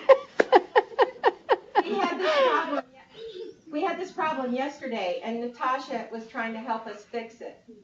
And here comes Megan. She is the left hand of Natasha, maybe the right hand. How are you doing? Yesterday, we were trying to change our resolution so that our presentation, we could manage it. We've got the same PowerPoint, but we were going to manage it from here. It looks like, once again, our presentation will not stay up. It just goes away. Okay. So what we're thinking about doing, and what Natasha said we could do as a workaround, is that we'll just use the PowerPoint from Charlotte but Debbie will speak from it and will just tell whoever over there to advance to the next slide. And I can do that. That works. Is that all right? But you'll still be able to see Debbie. And Megan? Yes. When you put Debbie on the screen, will you please zoom into her instead of just having her just teeny at the end of the table like she is now? Okay, and she'll be sitting where I am right now. Okay, and if you'll just, I used to know how to do it from the near end camera, but I'll just let you do it from the far end camera. Okay? All right. Thanks. Thanks, ma'am. Thank you. Okay, so I don't know who wants to do it, but because I don't have the PowerPoint back in the booth, so I No, won't be I able can to do that. I can do it from here. Yeah, Okay. I'll do it from here. Yep, I'll advance the PowerPoint, and Megan will zoom in on Debbie. And our people are And just about, yes, ma'am. Yeah, and we'll just want to be able then to see your PowerPoint screen, not the people. Do you see the PowerPoint screen now? No, we see you standing in front of it. We will want to see the full Okay, screen whoops. PowerPoint. Do you see it now? No, I don't. Do you see the PowerPoint? ECU, do you see the PowerPoint? No. Okay. Megan just went back to her booth, so she might be able to fix that. She will. Megan, can you fix the PowerPoint so ECU can see it? Yes, I am working on it. Please? Thank you. I used to know how to do this, but since I can't see us, You don't know what they can see either. Megan, can you fix it so that ECU can see our PowerPoint, please? But it's not the full screen PowerPoint. There we go. Whoops. Thank you. There we go. Thanks. Okay, Asheville, can you see the PowerPoint? Yes. Yes, okay, all right. Now, can we zoom in, Megan, on ECU? The switching person, Debbie, is going to sit down and she will be presenting our next segment.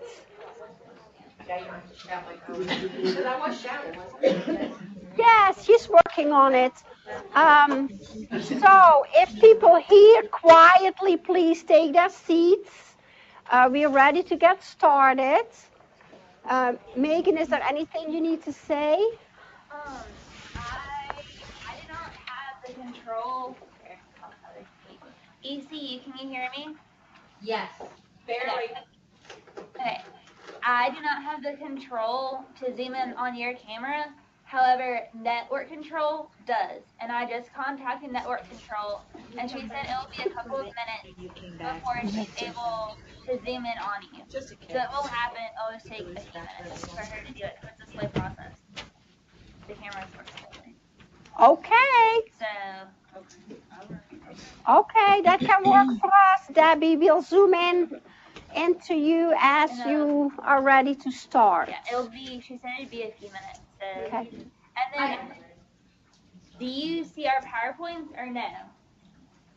I do need to see your PowerPoint because ours will not stay on the screen. Okay, because I'm sending you content, but I guess that's not happening. There we go. Okay. So I'll go back and work on that, and then hopefully within the next few minutes, the cameras will wake up and will zoom in on you, and you'll be able to start presenting. Okay, so did the PowerPoint disappear again? No, the PowerPoint's fine. We can see it Oh. fine. And, well, it keeps going to a split screen and showing us half the PowerPoint and half Charlotte. Asheville. Is that Asheville? Hi. I don't want to say Asheville. All Asheville. Okay. Oh, look. They're zooming in on you. I'll go and try to fix the PowerPoint, and then you should be getting started. Okay. All right. Well, thank you, Megan. Everyone has a hard copy of the PowerPoint. Just let me mention a few things. that after the copies were made for the participants, the training team made some changes. So a few slides are out of order, but what we will do, we will send everybody this PowerPoint that we're presenting today afterwards. So look for that via email attachment early next week. Okay? And it also will have additional links at the end of the PowerPoint that are not yet on your hard copy, but that will be on the one we will be sending you. And there we are zooming in on Debbie. Hey, Debbie, take it away. Hey, well, I hope everyone. They don't realize that we can. And folks in Asheville, now we can't see the PowerPoint. I'm just going to keep going. We have the PowerPoint in front of us, so I'm not going to just keep looking at the screen because that's throwing me off because I'm seeing Asheville. So I'm just going to proceed, and if you will follow along with your printed handout, if you can't see the PowerPoint, that would be great. I hope everyone had a wonderful lunch. Asheville, I hope you're not having too bad of weather out there. It's still rain. We're good. Rain here. So we're going to start now with Standard 3. I feel like I'm shouting at it.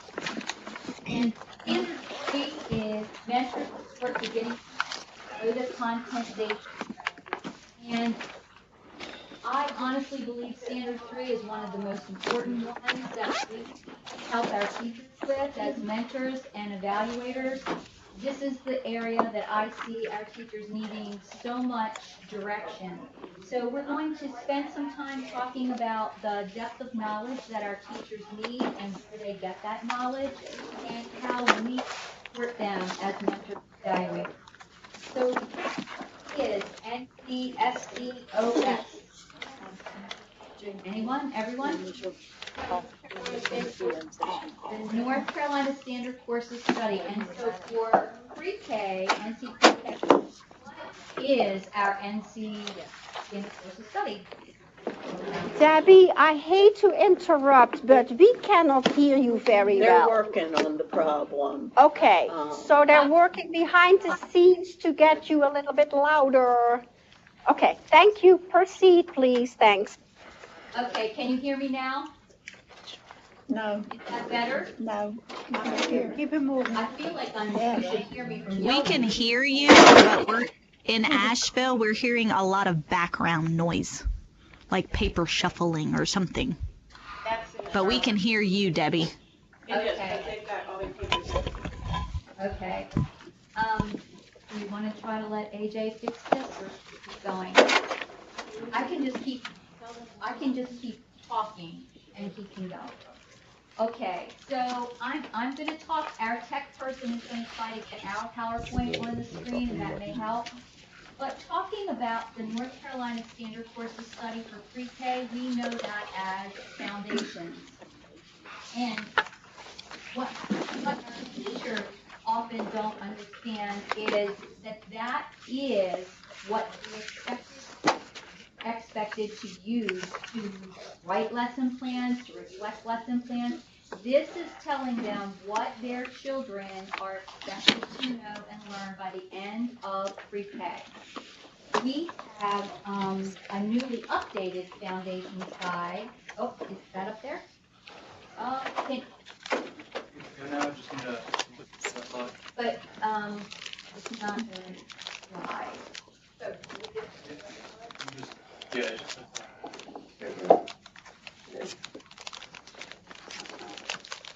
we're getting there.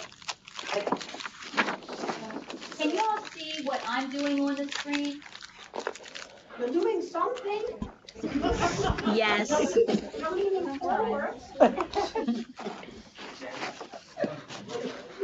You're leaning forwards and you seem to be doing something. PowerPoint. Can you see our PowerPoint on the screen? We see yes. you. We see the PowerPoint. Okay, I don't think it's our PowerPoint. Debbie, if you change our slide, say, can you see me change the slide? Okay, I'm gonna change the slide, see if you see it change. Did you see it change? No. Yes. Okay. Okay. No. Asheville saw it. Asheville can see it, but Charlotte cannot. What does Charlotte have to do?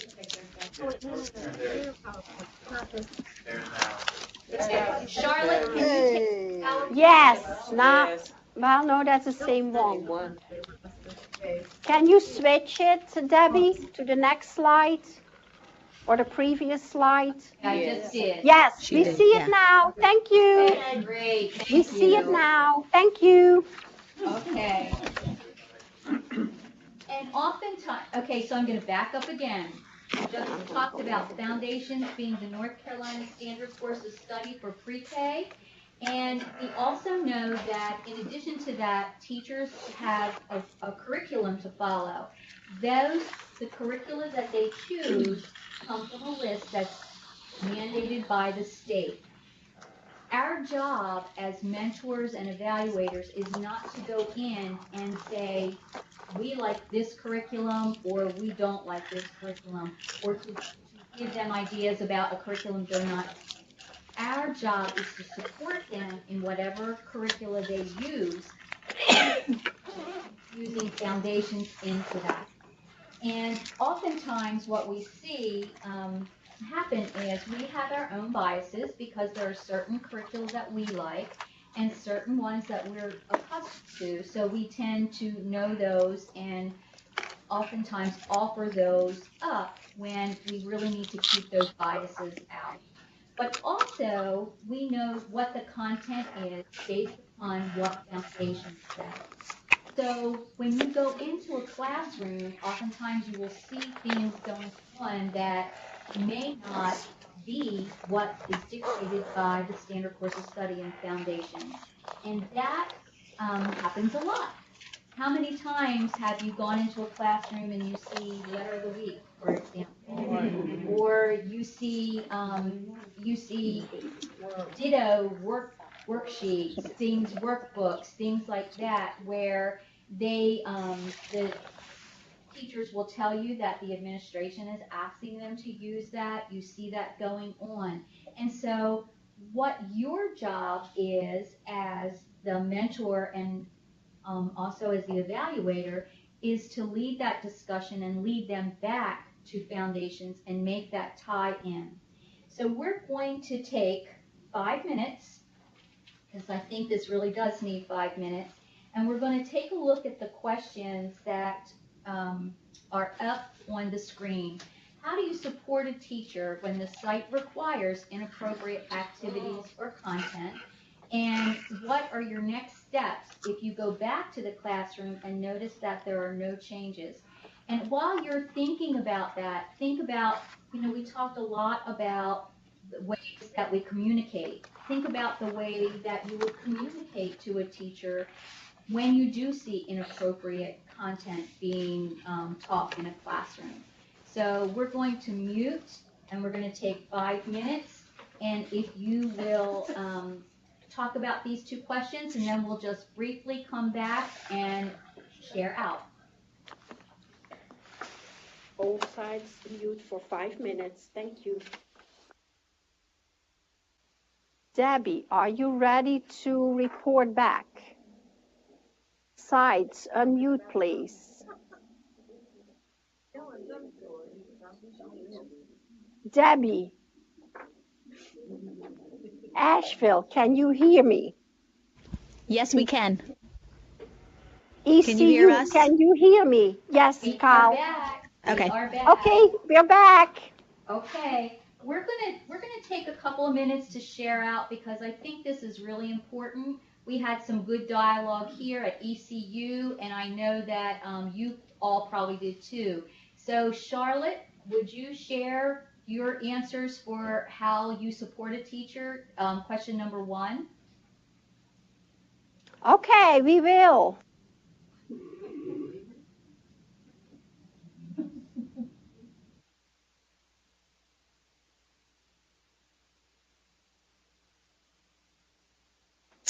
including the site administrators into the conversations if you're talking to a teacher.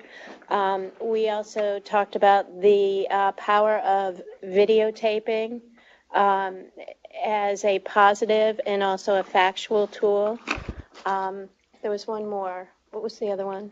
Windows of opportunity. Oh, and windows of opportunities that come up, and supporting the teacher and reteaching the teacher until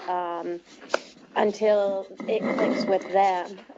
And I guess the most important one is that it's all about the students, reminding our teachers that it's all about the students, and to put them first, and see if some of the strategies that we suggest will help their students. Okay, great ideas. I know that we had some of those ideas as well. Good dialogue. Asheville, do you have something different that you'd like to share with us? Yeah, we talked too about using the Foundation's book as a guide and just saying this is our state's response to developmentally appropriate work in preschool classrooms, and how can we help you meet that better, and then also supporting them trying to figure out what learning goal they're working toward with the inappropriate activities, and then giving suggestions for more appropriate ways to meet those goals, which figuring out the goals is oftentimes the hardest part of that technical assistance. Okay, I'm going to have ECU talk about the second question, because we had a lot of the very same things that you all did for question 1. So in the second question is, what are the next steps when you've shared and you've done those things with that teacher, but you go back in and there's no changes? So Debbie Johnson, would you like to share for us? Some of the things that we described as the next steps, when we did offer up the talking about using foundations and different things like that, we mentioned bringing in like everyone coming to the table and sitting together and actually talking about it, so everybody would be on the same page of what activities or goals were appropriate. So we went about it in that particular way. And then we also talked about taking them to visit classrooms. We talked about modeling for them, stepping in and actually taking over a small group and showing them what we're talking about, taking it back to foundations and talking about what is your goal for learning for this, and pointing them to other ways. Okay, I'm going to try to advance my slide here and hope that all of you can see that. So one very important aspect of teaching in pre-K is differentiating instruction, and looking at our children as individuals, looking at the class as a whole, but within that classroom, that there are a body of individual children. You don't have this slide. This was one that was actually included later. But we wanted to give you a definition of what differentiated instruction is before we asked you to do an activity with it. So differentiated instruction is the philosophy of teaching and learning that recognizes and responds to student differences in readiness, interests, and learner profiles. So it looks at the whole classroom, but then within the classroom, what does each child bring to the table, and how can you meet those students' needs, because they're all different. And so what we're going to do, I also have an article that we're going to share with you. If you don't have that article at your site, it's going to be posted for you on differentiation. But we're going to talk about how to differentiate. And so in our groups, we're going to talk about ways that you differentiate for children. What does this look like in pre-K? Is it the same as it is in other grades? What makes it different? Because you're looking at a full day. our total day and every area of our room encompasses differentiation. It's not just one lesson that you differentiate. It's the environment, it's everything that you put out there for children, it's the way you move in the hallways to go outside, it's where the children sit. It encompasses all areas of learning. So it does look a little different in pre-K. It's not just one lesson that you're doing different for children. So we're going to take, this time, we're going to take 8 minutes, and we're going to, at our sites, we're going to talk about these 2 questions, talking about how you differentiate for children, and then we'll come back and each group will share at least 3 different ways of differentiating instruction and talk about how you would present this to your mentees, looking at it not just from the role of you're not the classroom teacher, but sharing with that classroom teacher how to go about beginning differentiation if they have not begun. So I'm going to mute now, and we'll come back in 8 minutes. All sides mute for 8 minutes, please. Thank you. All sides unmute, please. Sharing. Thank you, Anna Marie, for being such a good timekeeper. Okay, can everyone hear now? Are we all back? We're going to change things up, and we're going to have ECU report 3 things first. We're going to share our 3 different ways of differentiating instruction that we could help mentees with. Sarah, are you gonna? We talked about planning specific instruction based on assessment, meaning to use the information that we get from assessing the students already to help us determine where they are and what they need going forward. We also talked about using task analysis, what steps are needed to complete the task. How do we get the child from A to B for finishing, and what can they do in between to get there, and different children using different steps to get to that end result. And then also differentiating your materials in centers to address learning preferences in an open-ended way. Having access to different materials so that you can, again, get to that learning end, but maybe doing it in different ways. Great. Thank you, Sarah. Okay, can we hear from Asheville? Yeah, we basically said the same things that they did. List tasks needed for an activity so teachers understand the continuum of skills and better know how to scaffold, and observe children to see what they can do independently, create more challenging tasks for higher functioning children, and then encourage teachers to write differentiation modifications, accommodations on their lesson plans. I think you're muted. Yeah. That was great. Oh, sorry, I do have to read it again. Okay. Charlotte, are you ready to share?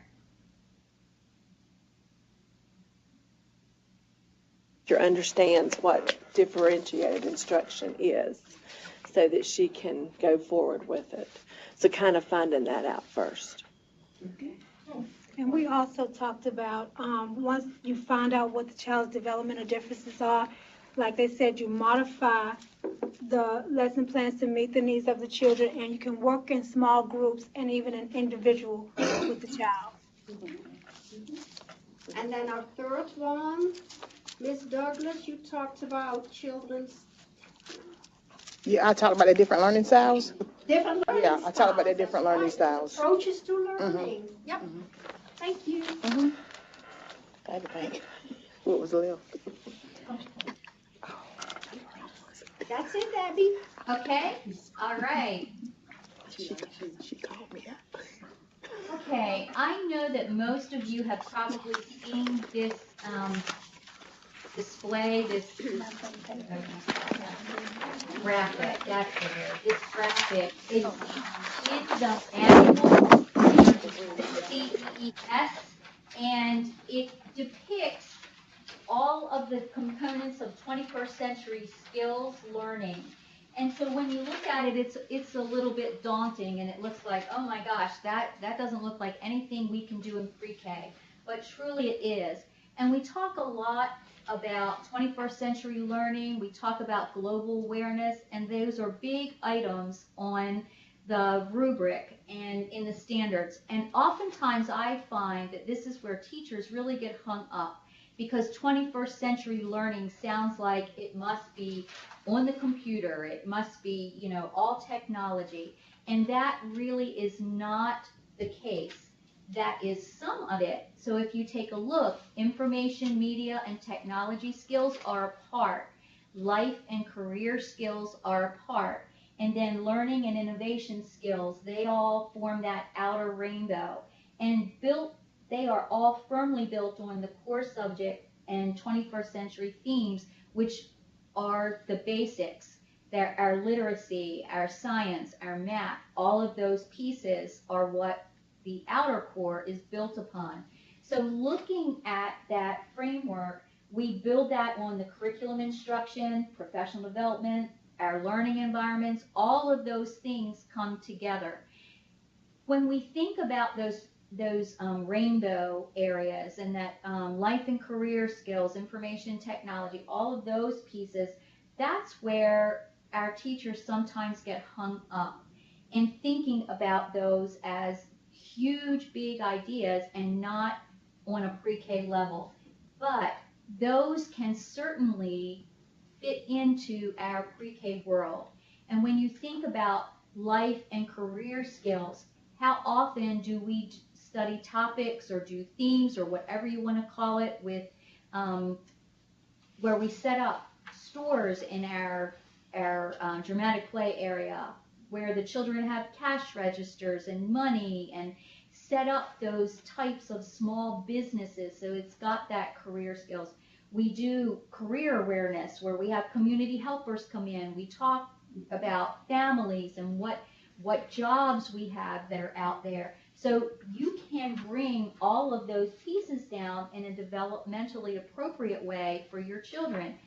We do use tablets now. No, not all of our sites have all of the technology that we'd like to see there, but I, just see so much more coming in. Looking at the weather and then pulling that up on the computer to get a weather forecast and seeing what's the weather like here and what's it like in another place where they can see that on the computer and how to use that as a resource, not just to play a game or use it that way, but understanding that that's how they gain information. So all of these pieces are very, very appropriate to pre-K. When you're thinking about 21st century skills, think of it in terms of what are your learners going to need as they go forward in life. Think about the interpersonal skills that they need. Think about the ability to speak and talk and have language and dialogue with others, conversations. All of those are their learning and innovation skills, being a risk taker, setting things up for children that have that open-endedness to push them to the edge, just like that first slide. We're talking about that with our mentees too, thinking about that with these teachers. When you're working with teachers who this doesn't come naturally to, but just encouraging them in one or more areas, or pointing out to them, wow, you turned your dramatic play into a bakery. Look what you're doing, life and career skills, and supporting that and saying, well, how would you take it a step further? Because they're going to go, I did, that is, and yes, that is. So just pointing that out and helping them to move further along that continuum. And when we talk about learners, when we talk about our children and the environment and global awareness in particular, oftentimes we confuse global awareness with recycling, that it's all about, we have to have a recycling project going on and that's how we're teaching global awareness. Well, global awareness does encompass recycling, or it can encompass recycling, but that's not all that global awareness is. Being aware of your community, being aware of your resources, taking care of the environment, all of those pieces encompass global awareness. So So thinking of ways that you can bring that in, growing a garden in the spring, when you're talking about plants and all of that, it's that continuum. Instead of just talking about plants and seeing the plants, but growing them for a purpose, seeing it through to the end, taking the harvest. Where are you taking that? Are you helping a community? Are you helping someone else? Food banks, moving out. It's moving away from their self. You always start with the child and you move out to their home, to their community, to the world. So often I'll see teachers and they think that, oh, I have a map up and I'm showing them what it looks like in Africa. Well, that is meaningless to children. They do not perceive that as their world. They need a reference point for that. So moving first into their world, what affects them? They get it when they're hungry, they want to eat. They understand that everyone doesn't have food. They can understand that need for food. So think of it when you start with global awareness, think of child moving to their circle of reference, being themselves, the home, the community, the world, and moving out that way. Don't just tick off global awareness when you see recycling going on in a classroom. Recycling should be in a meaningful way, because when children have just a box that says recycling and they're just dumping things in that, they have no idea what they're doing that for. That's just another task for them. But showing them the steps to recycling, or even better than that, utilizing those recycled goods in your classroom, letting them see things repurposed, letting them understand why they're doing what they're doing, making that recycling meaningful. Just as an aside, I saw a teacher with a wonderful activity in her classroom talking about global awareness and taking care of the resources. Well, in that classroom, the resources are the books that you have, the carpet that you have, the activities in your centers, and so the children were concerned about the books because the books were becoming torn. And she went to them and said, well, what can we do about this? And so they came up with the idea of, well, when we're hurt, we go to the doctor or the hospital. So they made a book doctor hospital. And so when books became torn or whatever, they put them in the box that they created. And then someone was assigned as the book doctor to patch up the books and make them better. It did several things. It brought it back to them. It affected them in their world. It was their classroom. They took responsibility and they could see the outcome for their effort. So bringing it back. Right? So the next thing that we're going to look at are looking at ways to support a beginning teacher in delivering 21st century content and curriculum. So we're going to break out again. This time I think we only need about 5 minutes for this. And we're going to look at listing some ways that the teacher can promote global awareness in pre-K. So I've given you some ideas, and I want you to take that a little bit further. And what are some ideas that you can use with the teachers you work with to promote global awareness? Okay? Ms. Timer, 5 minutes. All sides mute for 5 minutes. Thank you. But don't call me first. Okay. I should say recording. Are we back, Charlotte? Hello? If you want us to be, we were just starting to share. Well, our timer says our 5 minutes are up, so we are ready to get back together. Okay. And Charlotte, We will listen to one of our persons in a minute when you call on us. Okay, I'm calling on you.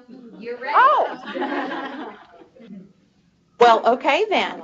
We were talking, some of my teachers struggle with the idea that 21st century skills are all about advanced technology, and that I see my role in helping them understand that a blender is technology, a mixer is technology, but it's not about the technology that's going to move our children forward. It's being innovative, creative, problem solving, ability to communicate, ability to express their emotions and recognize someone else's emotions.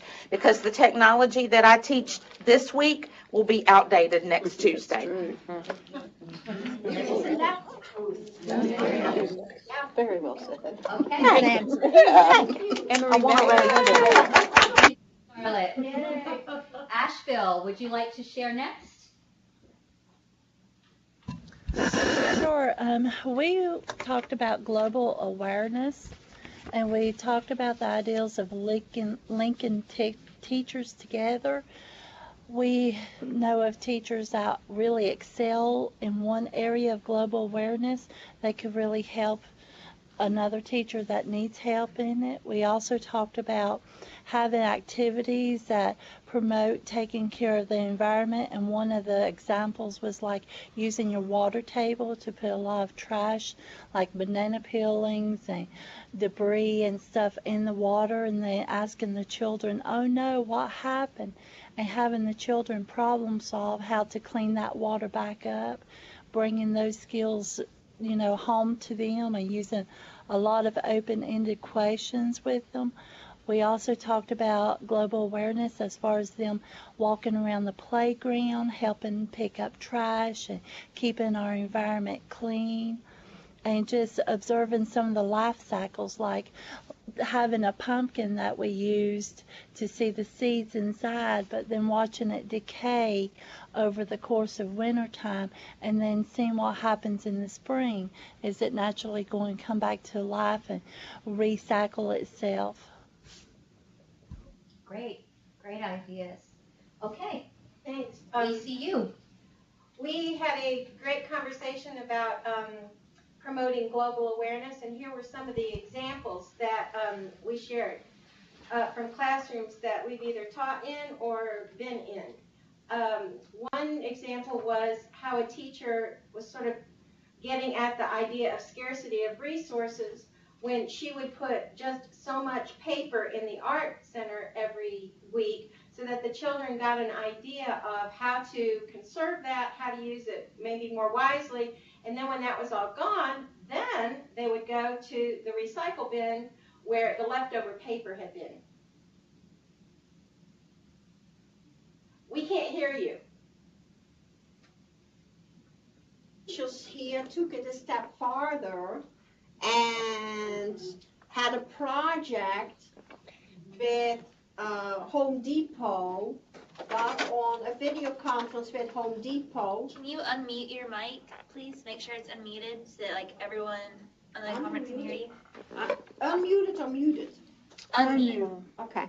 All right, can you hear me now? Yes. Can you hear me now? Yes, we can. Yes. Yes. Okay. We can hear you. Okay, so in addition to that paper that she was mentioning, one of our teachers had took that a step farther and had a video conference set up with Home Depot, who donated a tree that they planted in the school garden and is now 5 years old because she did a whole unit on where the paper came from, et cetera, and problem solved with the kids on how to create more paper in the future. Cool.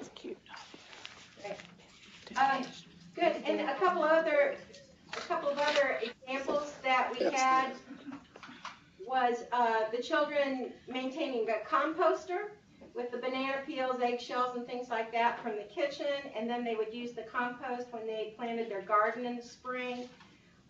Bringing in a resource person that goes along with some of these classroom activities to show, recycled materials, for a T-shirt or something like that, on a larger scale. And then just becoming aware, helping the children become aware of different things and events in their community, becoming aware of how the community takes care of each other, like the Salvation Army at holiday time, the food bank, things that you read in the paper about how people help each other out. That would also be global awareness, and that we're becoming aware of how our community helps each other. Okay, great.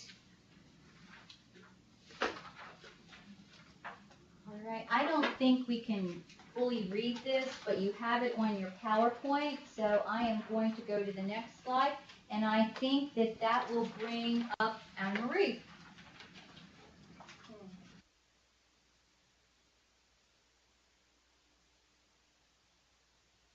It does. And as you read quietly that quote, I'm going to advance our slide here to get there too.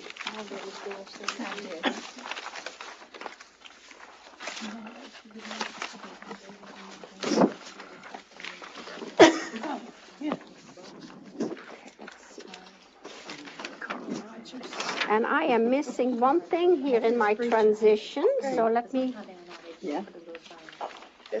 me make sure I get that. Okay, let me make sure I'm unmuted. I am. Okay, Asheville, can you hear me? Yes. ECU, can you hear me? We can hear you, but we do not see the PowerPoint. We only see. Okay, Megan can work on that. All right. Can you see it now? No. Okay. Well, you have the quote. When you criticize me, I intuitively dig into defend myself. When you accept me like I am, I suddenly am willing to change. Pretty powerful quote. And we need to remember that for Standard 5 as a guide for mentors to support beginning teachers as they need to learn or improve on facilitating learning for their children. We need to be supportive. We need to be acknowledging their efforts. We need to recognize what they are doing and reflect back with them on that, have them reflect back on that.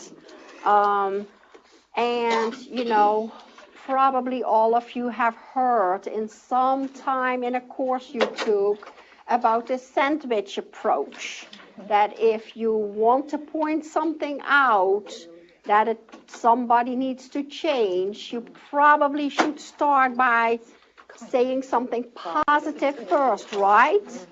So that kind of approach will apply to us as well. And we have to look at teachers from a strengths-based perspective. What strengths do they have? Because they have many. It might not be the same as what you will do in a classroom, but like Sharon said this morning, it's not necessarily about me, it's about them and their children, okay? So unless there is abuse or neglect going on, which you have to report immediately, we need to find ways sometimes to kind of go like, okay, let's talk about that, and gradually begin to unravel some of the things that we would like to see change, but we cannot change unless we get the teacher to understand what's happening, what she's doing that impacts the learning of the children. So helping them understand that facilitation of learning is not putting a bunch of materials out there. Facilitation of learning is not about pulling activities off the internet, and that's a lot of fun to do, you think, but it has no relevance to the children. And those are the kinds of things that beginning teachers do. And I was reflecting on my early practice where I thought I had the greatest idea and I took it to my classroom and none of the kids really were interested in it. I'm sure you recognize that from your early years, right?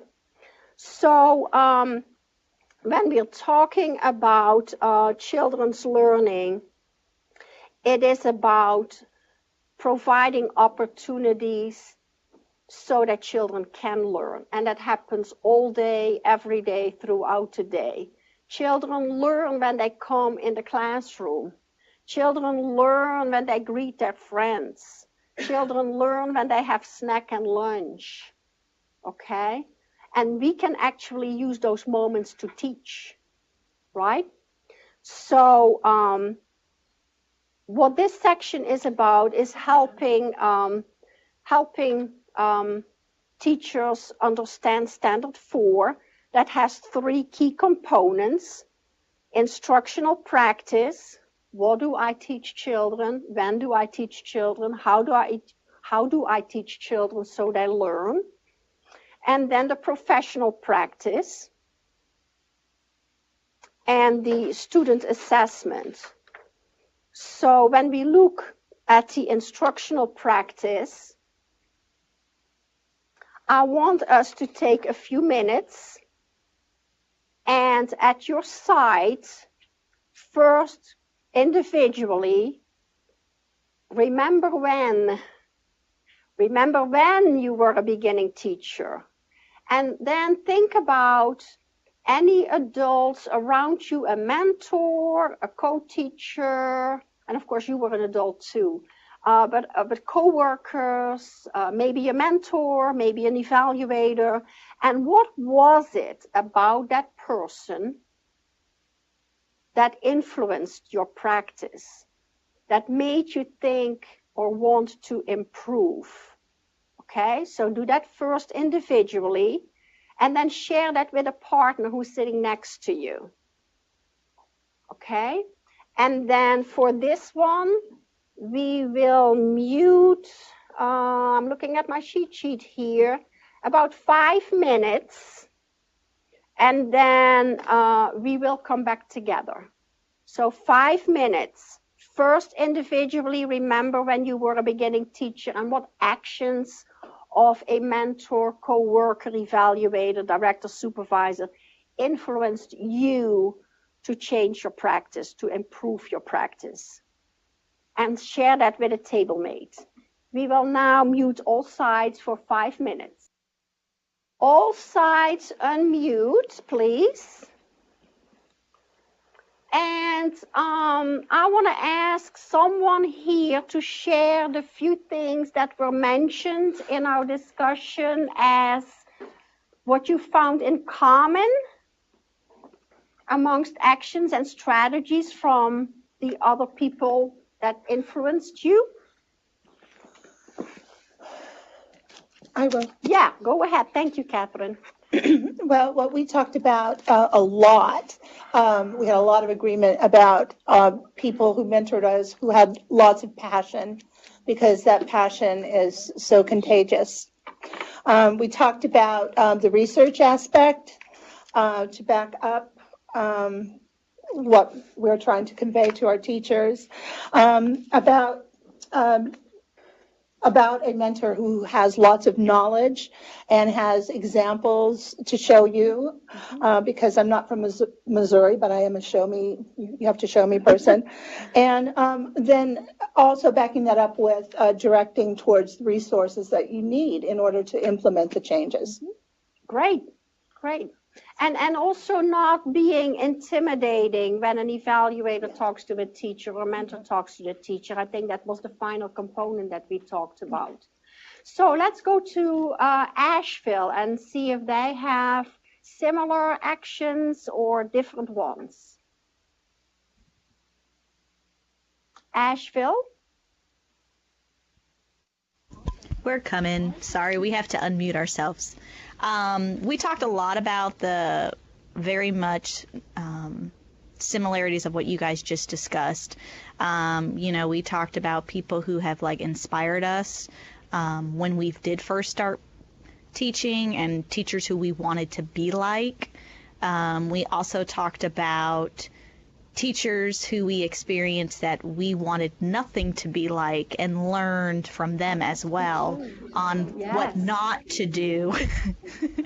Great point. So yeah. Yeah. And a lot of those feel like a couple of us here have just was kind of thrown into the field, not really knowing what they were doing. So they had some good mentors to guide them along. Thank you, Asheville. East Carolina. Is that who they were looking at? Me? All of the above. We said pretty much exactly the same things, and we said that we learned as much from those that we didn't want to be like as those that we did, and talked about the fact that some of us baby boomers, there was no such thing as a mentor, but teachers would take us under their wing and help us with those things, and looking at it from the perspective of how much you did depend on each other versus a mentor. Absolutely. And thank you, too, for bringing up those people that we don't want to be like, because that can be equally powerful if you want to change something, right? I also was thinking back on something that was mentioned by you before here in Charlotte about the power of videotaping, because there are a lot of commercial videos now, or, you know, and I don't mean commercial, expensive one, but clips online that you can look at. And if we have teachers that we work with look at those, you know, it can help them to identify whether that's good practice or not good practice. Or they can videotape themselves and compare how they're or reflect on what happened in their classroom. Now, with instructional practice, we were also talking in Standard 4 about a professional practice. And that is where we really come in as mentors and evaluators, is how can we provide that positive and constructive feedback when we observe a teacher. And as you know, the teacher evaluation instrument wants us to look at teacher actions, but also wants us to look at the children, the learning of the children. And if you are familiar with our guide for administrators in pre-K kindergarten that Dr. Rowland helped write, it is actually broken down there in things that you might see in the teacher and things that you might see in the children's learning for each of the standards and elements. So it is our job to really, when we do an observation, be it formal or informal, that we become able to point out and reflect with the teacher about her actions and how her actions influence children's learning, and be able to actually either ask her some questions in the post-conference or after your observation about her actions, as well as about how did the children learn or what did the children learn, and then help her or him link those two together. Because with a new teacher, it's not always easy for them to see the direct correlation between what they do has an impact on what the children learn. And that's where we need to really get them. So this next segment is after we mute, you will see a brief video clip. But what I want to do first is I want to tell the sites and the site here, this is the purpose of the video clip. It's brief, it's about 2 minutes.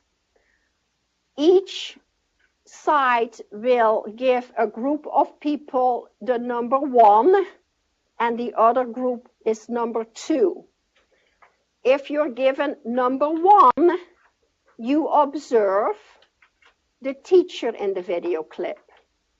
If you are given the number 2, you observe the children in the video clip. And there are 3 of them. You can see that, right? And this is the teacher here. So as you observe the video clip, you observe either the teacher or you observe the children. and be thinking about what you would tell that teacher, because you will be, what you would tell that teacher if you're number one about her actions, about her facilitation. If you are given number two, what would you tell the teacher following this observation about her children's learning? Okay, so one part will watch the teacher, the other part will watch the children, and then when we come back, we will ask each hub or site to report on what their number ones would tell this particular teacher following the observation about her, and what numbers two would tell this teacher or talk with this teacher about the children's learning following this observation. So what I'm going to do, I'm going to ask the mics the sites to be muted. I'll give you about a minute to assign numbers 1 and 2, and then I'll start the video clip. Okay. So here. Did you have pizza last night? No. What did you have last night? You had pancakes? Yeah. Oh my goodness. You have pancakes for dinner? That's my favorite kind. Let's see. We have pancakes. Dustin, can you make us a pancake? Coming right up. Coming right up. Make us a pancake.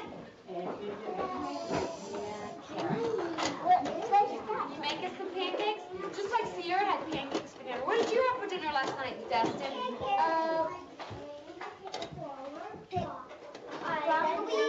Broccoli and what else? Ham. Noodles. Oh, I should have came to your house for dinner. I'm gonna drink pretend coffee. Pretend coffee? Yeah, Miss Kelly needs some of that pretend coffee too. What am I supposed to put it in? Oh,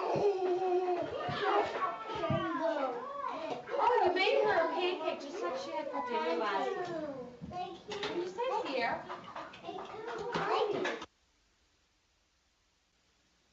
All sides come back, please. All sides come back, please. I hope that you had a good conversation about what actual your mentors, evaluators would tell this teacher about her practice. And what we discovered here is that our first instinct is to start analyzing. And I had to say, stop. What are the words that you will use with the teacher? I'm the teacher, so what will you tell me? So that generated some statements like, you know, tell me what happened before you went to this housekeeping scenario for the teacher, or you know, what are some things that you will be doing later. So really focusing in on the wording that you use when you focus on the teacher. I noticed that, or I liked how you, or tell me why, or you know, when you focused on the children, your children were really engaged when da-da-da-da-da. Did you see how so-and-so was really thinking about your question? Did you see the humor in the situation when your little boy wanted to give you coffee? So I'm going to ask and see if there are some discoveries from UNC Asheville to add from your conversation on site.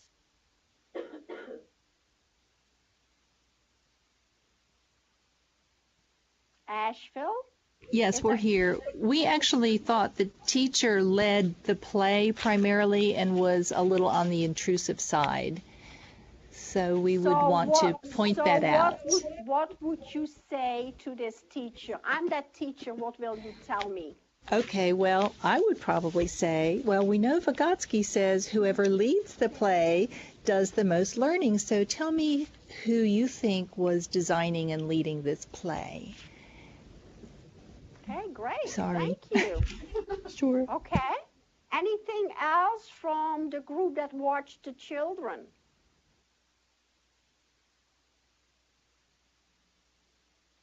Let me go to ECU then.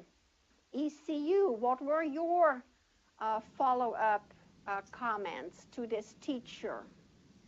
I think one of the things that we saw also was we felt like the teacher interrupted or directed the play a little more than following what the children were doing. And I think that we talked about, so what would you say to the teacher as the mentor? And some of the questions or suggestions were, did you notice what happened when? What did you see what happened when did you notice that he stopped making pancakes because you then asked him about his dinner?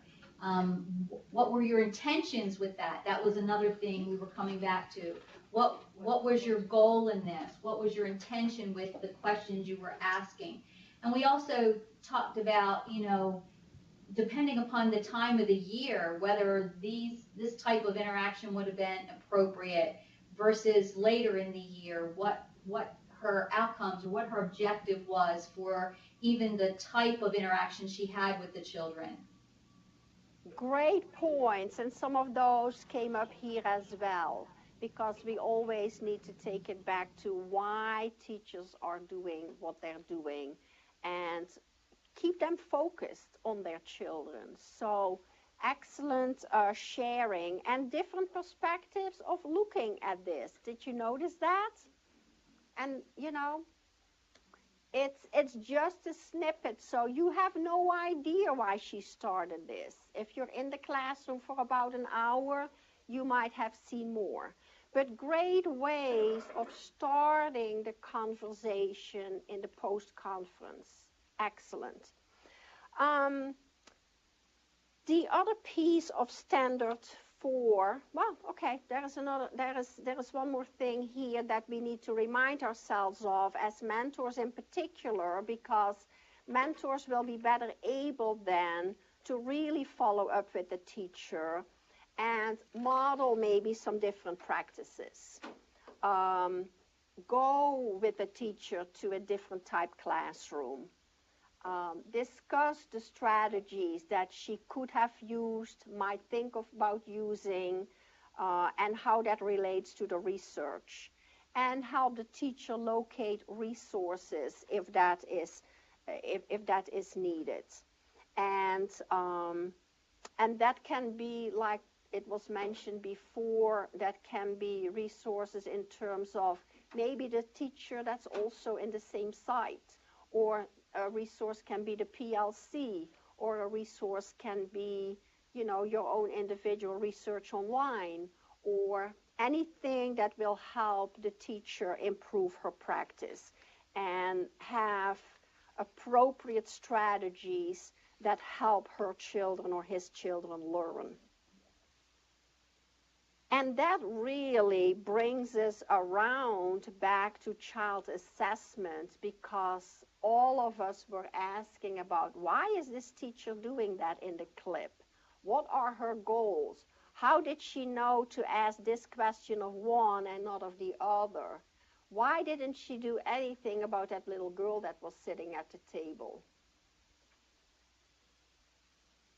Well, that's something we can talk about with her too, and hopefully that is based on her assessment of the children. And for all teachers, the understanding of an assessment system can be complicated, especially when they begin their practice. And basically what they need to understand is that any form of assessment is the systematic gathering of information. In our case, about children's growth, development, and learning. And again, we have a huge section in the teacher manual, section 5, about child assessment, philosophy, practices, ideas on methods. But I want to pull out a few of those that we need to instill in teachers. Assessment happens all the time. Not once a month, not once a quarter, all the time. It's got to be frequent. Frequency is important. Assessment also needs to be objective. It's got to be about what the children are doing, saying, rather than, I think he likes the book. But why? What makes you think that he likes it? Okay, so what do you see that's actually happening? So it needs to be objective about what's happening, not about what you think. It needs to be focused. And of course, we use our foundations for that. We use our curriculum for that. We need to assess all developmental domains. And there are more than literacy and math. We have physical development, we have cognitive development, we have approaches to learning, emotional, social. So all those domains should be assessed. And once we have that information, it needs to be used for something. And I think that's the hardest part for a lot of our teachers. What do we do with those anecdotal notes? What do we do with those checklists? Well, we put them in Creative Curriculum Gold or whatever it is that they're using. Well, fine, but then what? What are you really using your assessment data for? So they need to learn to summarize assessment notes, information, to analyze it, and then use it for planning. Planning the next thing. Planning for differentiation, something Debbie talked about earlier. That's what assessment really is important for. It's also important for teachers to share with families. They can share the growth and development and learning of children with a child's family. You need to be aware, of course, and so do the teachers, that North Carolina has approved early childhood formative assessment tools. Most of them are linked to the curriculum. Oh, maybe it opens up. Ooh, wouldn't that be nice? Wow. And I'm not going to review them all, but they are going to be here for you to do an activity with. Because we're going to mute for about 5 minutes, and on your site, talk with a neighbor or 2 neighbors about which of the tools you are familiar with. And then talk about what the beginning teachers are struggling with from your point of view. Okay? So share with one another the assessment tools you are familiar with, and share what you see beginning teachers struggle with. And what I need to do, let's see. Let me leave it up here. So we're all going to be muted for 5 minutes for on-site activity. All sites mute, please.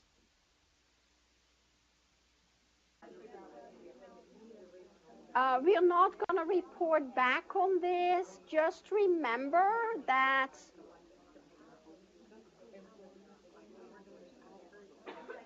okay, we have a few people here who are winding up their conversation.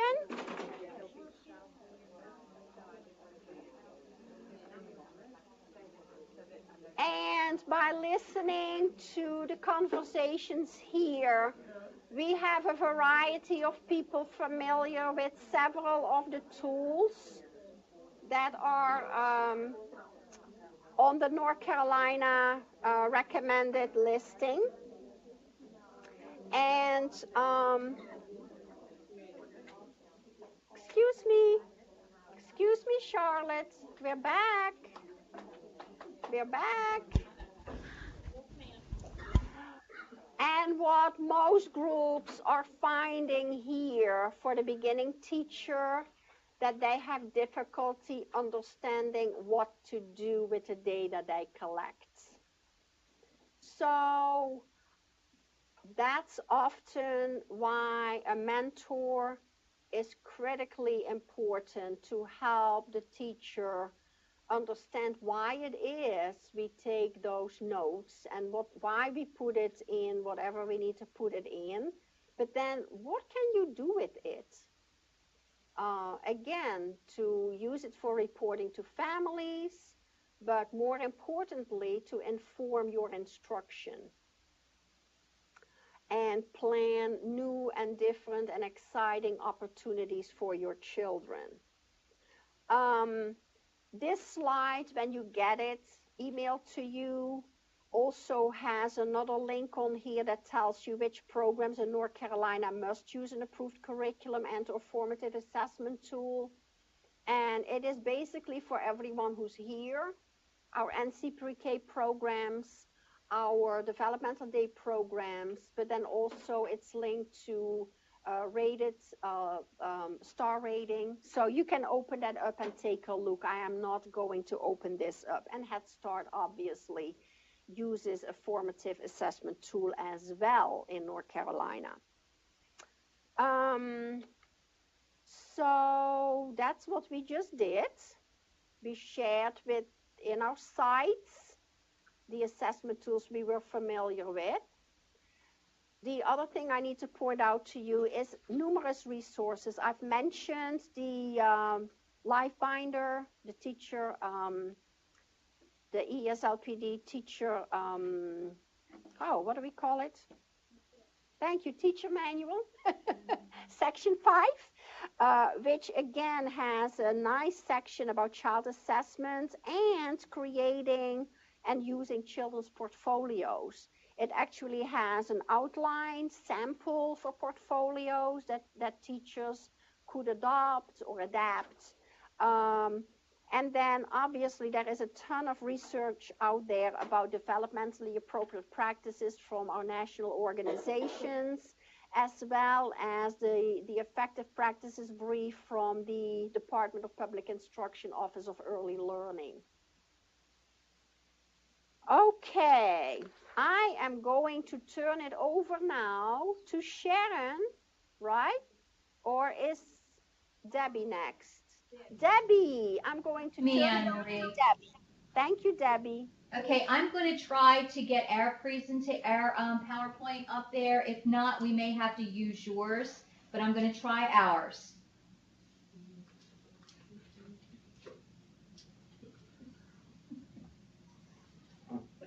Yay! There you go. We got it. I have to take theirs down. You have to take yours down now, Charlotte. Okay. Why don't you change our slide to make sure that we're looking at ours? Okay. Okay. Can you see this, Charlotte and Asheville? Yes. Okay. Charlotte, can you see it? I can't hear Charlotte. Charlotte, Yes. Yeah, there we go. Okay. Yes. Okay, so this quote is, only those who have learned a lot have the position to admit how little they know. And that leads us into Standard 5, and Standard 5 is all about reflection. And we're going to talk about reflection from the mentor support viewpoint and looking at how mentors support beginning teachers to reflect on their practice. And so in saying that, we know that reflection is an important part. That's how we grow. We think about what we've done, we review those things, we look at those things, we make modifications to improve and move forward. And that's what our job is as mentors and as evaluators to a degree also. But one of the key things for mentors is once they have had that first observation, they have gotten feedback from their evaluator, they have time to think about that and reflect, then our job as a mentor is to help them process that and move forward. Oftentimes, our mentors, our teachers don't know how to do that.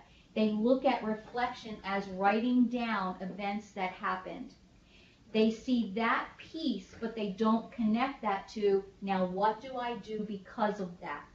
And true reflection involves change. So what we want teachers to do is first notice those things and understand the things that happen. But then, because that happened, what am I doing to change for the better? So that's what we're going to talk about just briefly here, and some of the ways that we do that with teachers. I am a huge proponent of every teacher has their own style of reflection. My style of reflection may not meet your style. So if I'm mentoring a teacher and I go in and say, I want you to have a reflective journal where you reflect every day on what happened in your classroom, that may never ever work for a teacher. I may go in and say, I want you to reflect on a lesson plan, and that may not work for that teacher. The one thing I don't want to see happen is putting my style on a teacher and she does what I've asked and it's busy work. Yes. I have gone into classrooms to see a reflective journal filled, and I can tell you with the ink and with the writing, they wrote it all right before I came because they thought they had to fill that journal up. That's not the purpose. And so if that's not how they reflect, that's not what they should use. There are some people who do like to do that, and they like to see that page by page. Some people like to reflect right on their lesson plans, right on there. They write down anecdotals of what happened through the day, things they want to remember, things that jog their memory. But if it only gets on that lesson plan and doesn't get carried further to the action, it's not of any use. But the number one thing is to make sure that when you're helping them learn to reflect, that it's a system that works for them. Don't insist on your style of reflecting. Yes, they have to reflect, and yes, they have to show that to their evaluator. It has to be something substantial to be shown. I want to know, as the evaluator coming in, how are you reflecting? And where is that reflection? And what do you do because of that reflection? So thinking about that, we also, as mentors and evaluators, have to be reflective. I know we do this all the time. After we are with a mentee or we're finished an observation, we reflect on, well, how did it go? What else do I need? And we think about what are our next steps. And so that's the way we need to also guide our teachers. Here's what has happened. Here's what you've told me. What are our next steps based upon that? How do we move forward? So we're going to talk a little bit about, reflecting as far as looking at teachers' lesson plans, when they're looking them over, when you're looking them over with them, reflecting on how are they written? Why are they written? What is the purpose? And getting them to really start to analyze what they're doing. Because reflection is really analyzation. It's really analyzing what you've done and looking at it. Is it working? Is it not working? And if not, how am I tweaking this to make it better? Okay? So we're going to look at an activity, and I promise you, we are almost done. You have been a truly wonderful audience today. It's been a lot of sitting and a lot of listening, but you have really been troopers hanging in there. So my reflection is, great job, but next time we're going to move a little bit more because this was a lot of sitting. So the next slide talks about reflecting on yourself as an educator. And I just want us to take these questions, there are 4 of them, And so I'm going to switch things up a little bit, Anna Marie, from what we talked about. I'm going to switch this up and say, let's have Charlotte do question 1. Let's have Asheville do question 2. And ECU will take question 3 and talk about it from the viewpoint not as we are the educator, but as the mentor or evaluator. And we'll take... It's I'm sorry. your old slide reflecting on self-educator. It's the ones they moved. So if you go back to page 6, it's that second question. So what number? For number 2, do I have a deep and broad understanding of my subject content? Do I make my subject matter explicit? Do I talk about how I learn and what I must do to learn? Bottom of page 6. I'm sorry, we did move some of these slides. I've forgotten. So the bottom of page 6, and then the top of page 7. It's reflecting on educator self. Bottom of 6, top of 7. My apologies, I forgot we moved those slides. So each, Charlotte will do 1, Asheville will do 2, ECU will do 3. We'll come back together in about 5 minutes and just talk and share what we discussed, but we're going to look at this through the viewpoint of you as the mentor. Okay?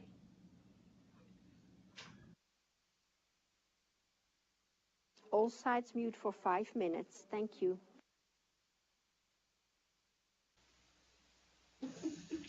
Okay, I think we're ready to share. Charlotte, are you and Asheville ready? We are getting there. We are fine. Would you like to share what you said? Kim? Okay, are we going first, Debbie? Yes, if you don't mind. Okay, we talked about number 1 here. Oh, is that me now? Okay. So, when I share an article or something with one of my teachers, I always make sure that she understands what's in it for her. What is she going to get that she can put into practice that's going to make things better, more fun, more interesting, so that she has a reason for reading it, that it's not, I just am passing out articles because I had extra paper. Yeah, and you made that comment in response to what somebody else commented on earlier, that sharing is also dependent on who you're sharing with. Are they ready to receive it? That's it, Debbie. Okay, thank you. Asheville, would you share question number 2?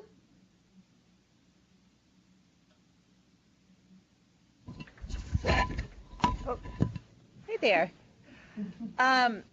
We talked a lot about like how to become better learners within adult learning so that we can support the people that we're mentors for. And then we talked about how that really does relate to child learning, because a lot of the strategies are not dissimilar to what we encourage teachers to do. And then, what else, guys? Didn't take good notes. I was talking too much. And then just of that being reflective helps all of us keep burnout at bay, and we keep learning and growing and changing. And we were talking about how what we do now is different than what we did maybe 3 years ago or 5 years ago. Okay, great.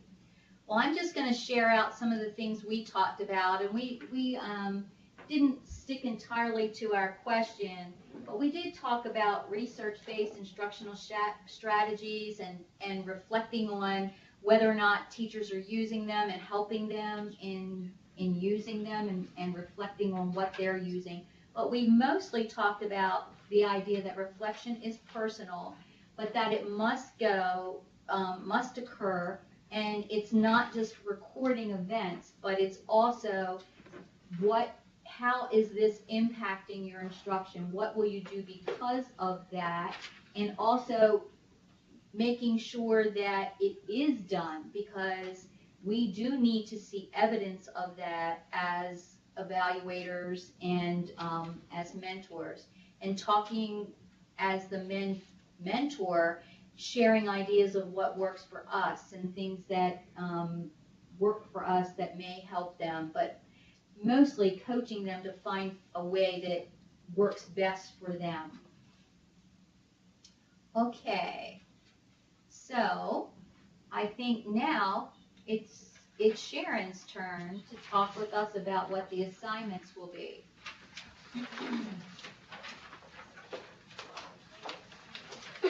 Thank you, Debbie. And I'm going to forward our PowerPoint here for Sharon. Okay. And as she transitions. Okay, I'm going to take our PowerPoint down. Thank you.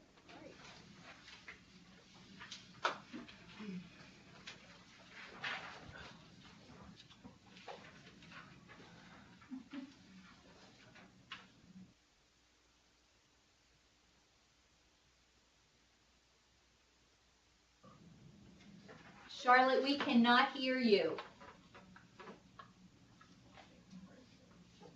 Can you hear me now? Maybe you're not speaking.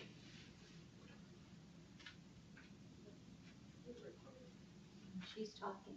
Maybe she has herself muted.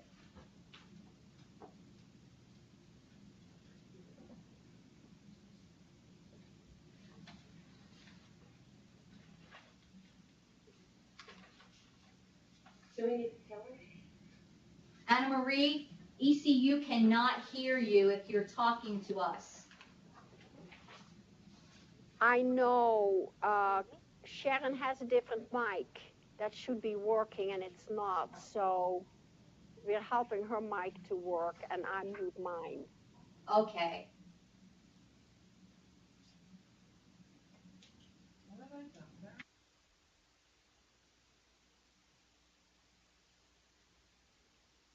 Try talking now. Okay, can you hear me now?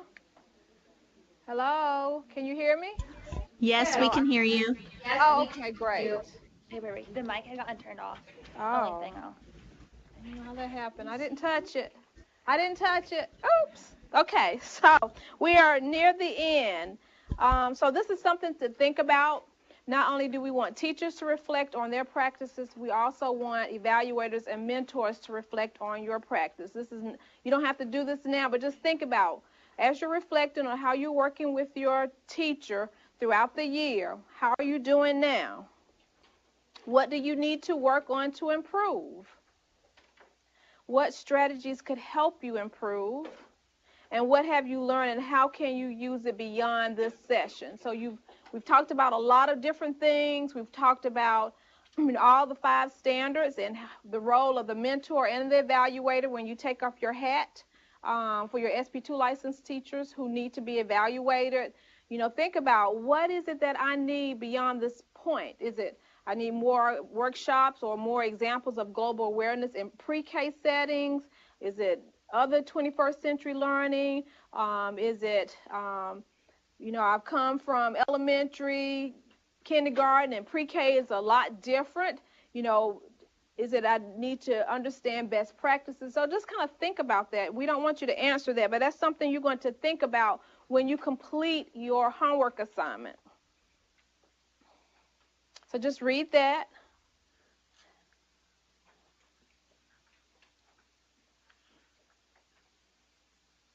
Remember that the more you learn, the more you'll be able to teach and demonstrate and coach for your mentee.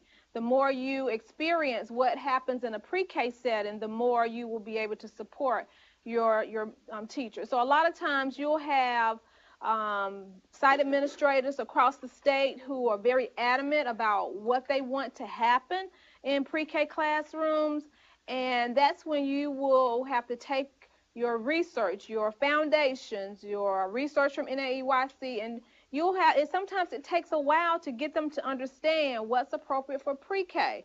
So you have to be very careful how you communicate with them because that's their center. We're going into their center, but we're also trying to help them understand how pre-K children learn. So is it going to happen overnight? It's not going to happen overnight. Sometimes the site administrators, they know what needs to be done, but then they have someone over them.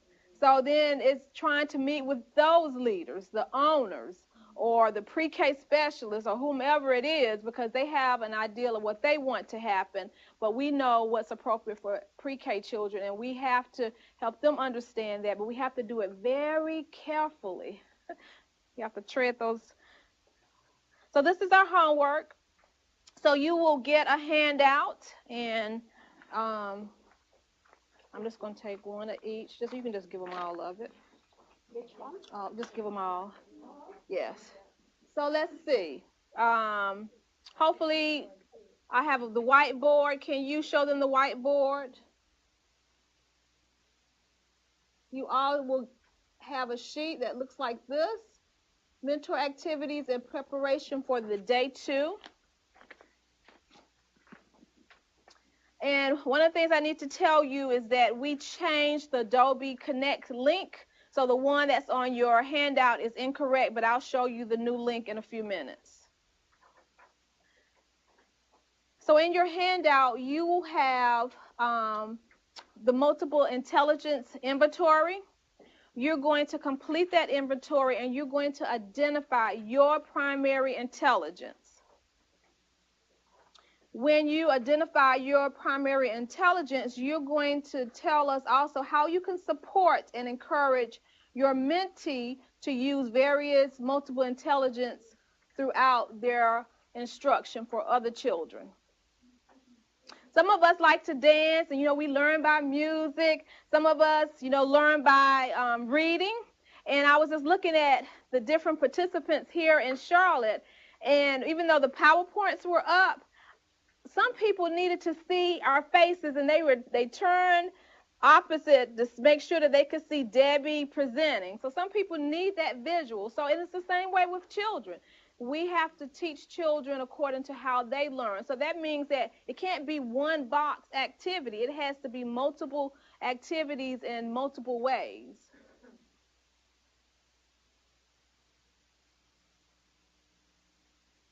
So you're going to talk about how you can support your mentee, encourage them to use the various intelligence. The next one is that you're going to summarize PLC attributes, and you'll see on your handout there's a link. There are 5 attributes, but they're very short paragraphs. I mean, some of them are like 5 to 6 to 8 sentences long, so they're very short, so don't panic. You're going to read the attributes, and you're going to summarize it in 15 or 20 words. And that's what you're going to send to our office, is those 15 to 20 words for those 5 attributes. Then you're going to complete your self-assessment. When you first came in, you received a packet that said active mentoring, which is the mentor handbook. Maybe I need to, can I just show them 1 second? Thanks. So let me show you what it looks like. If we could do the whiteboard again. Make sure I just show them what it looks like. Okay. So it's active mentoring, a lifeline for teachers.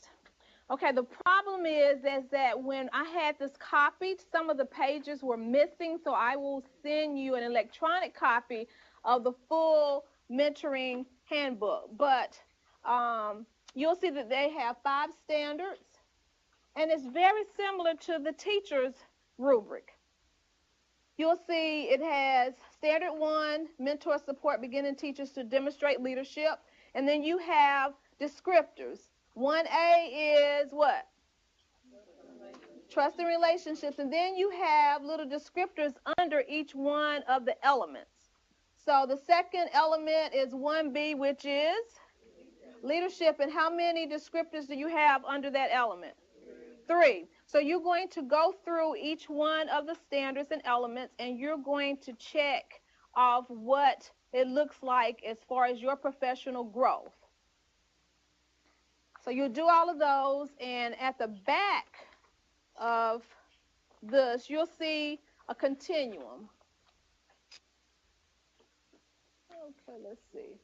And then the continuum, you'll see it's made up just like the teachers. You have developing, proficient, accomplished, and distinguished. But it has a description under each one of those performance ratings, and you're going to check, starting with the developing. If you meet that, you'll check it. Has awareness of the need to maintain confidential mentor relationships with the beginning teacher and the importance of mentor language. If you feel like, yeah, I really do that, that's one of my strengths, you check it. Then you go to the next column, which is proficient. Respects confidential nature of mentor beginning teacher relationship, utilizes collaborative, facilitate language when supporting the beginning teachers. If you do that one, then you go to the next one. So you'll do all the elements like that. On the last page, which is the back of this packet, you'll see that there's a summary of your mentor rating. All you would do is for standard 1, and you can't really see it on the board, but standard 1 is the first one, and you have all the elements A through F. And then the columns, the first column is developing, accomplished, proficient, distinguished, and the last one is not demonstrated. And then you would just check where you fall for each one of those elements. You don't have to send this to us, but we want you to complete it, and then I'm going to tell you what your assignment will be. Okay, then you're going to respond to the scenario. The scenario is in your packet. Make sure I can get that back to you. Thanks.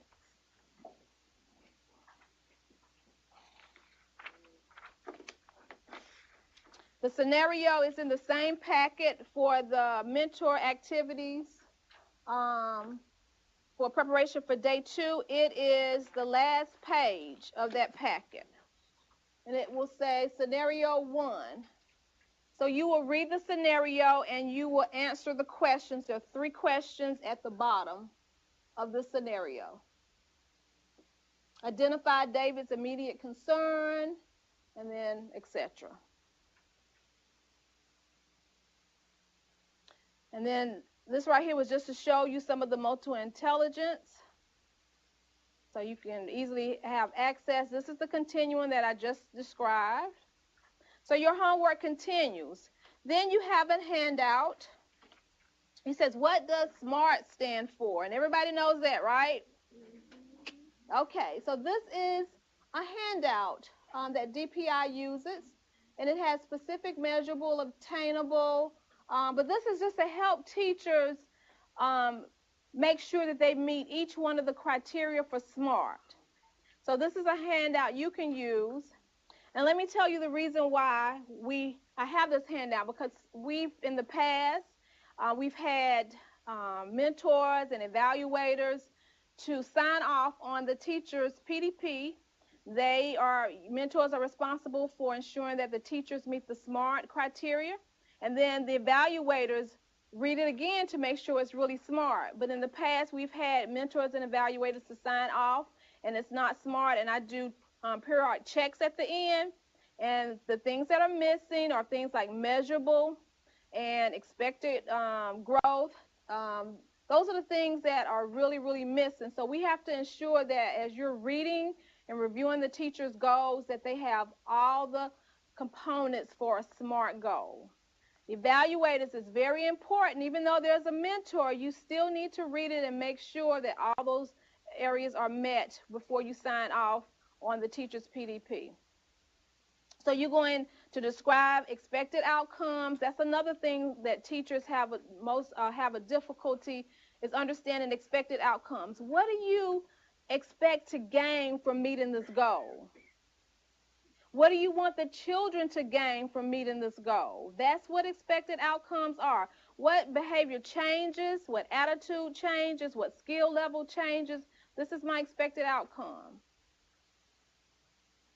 And then you will discuss your role in helping your teacher create their professional development plan, the PDP and the SMART goals. You'll talk about how many times the teachers and evaluators will sign the PDP. And then you'll talk about why the PDP is important, because that's your responsibility to help teachers understand that it's not just extra work for them. This is to help them to grow as professionals. If they have goals on there for the students, then it's to help increase student outcomes. All of the SMART goals should come from the professional teaching standards, those 5 standards. Their goals should come from those standards. One day I had a teacher said, well, you know, I just want to help raise money for some children in another country. Well, then I'm thinking in my mind, well, what do you want to do to help the children in your classroom? It has to come from your professional teaching standards. Any questions so far? Okay, let's see. So once you complete your homework, you have until February the 26th to send it to me.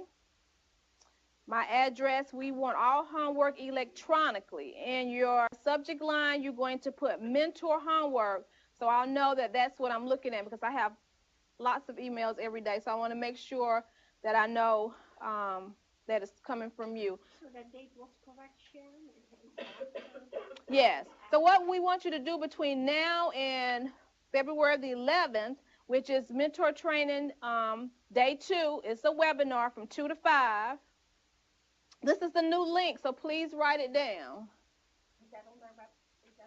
No, because, yeah, we'll send the new PowerPoint to you. Yeah, because this is the new link. Oh, you can't see it?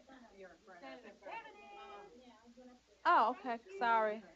She told me to stand in front of the camera. Okay, so write down the new link for the webinar on February the 11th. You have now in between February the 11th to begin your homework, but you don't have to actually submit it to me until February the 26th. So you have a little extra time to type it up and send it to me electronically. If you have any questions about the homework assignment, shoot me an email and just put in the subject line mentor, so I'll know that it's a mentor, because otherwise I might come back to it like days later and you may need me to respond like right away. So we don't need a copy of your multiple intelligence form, but just follow the instructions on the mentor preparation form. It'll tell you exactly what you need to submit to our office.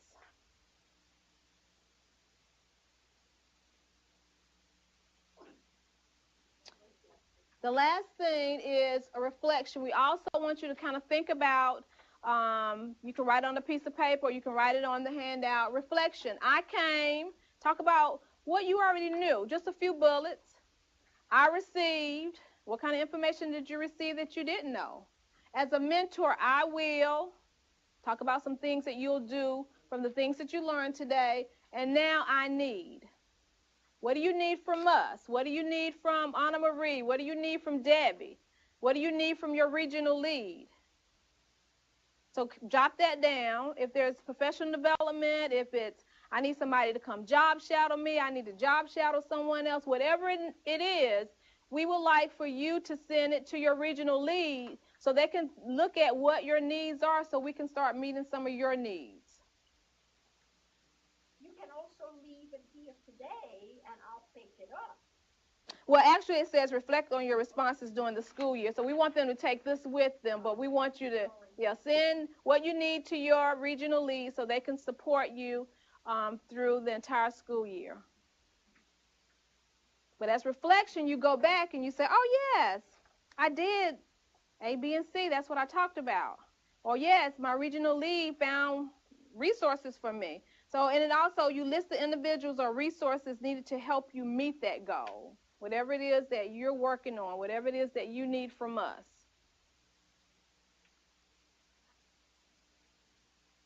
Okay, so are there any questions here or from Asheville or from ECU? We will send you a revised copy of the PowerPoint. I will send you a copy of the mentor handbook with all of the pages, with all 5 standards. And I will send you a copy of the differentiated handout that Debbie sent to me. That's it. That's it. Okay? Right, and we do want to show them the resource pages. Okay.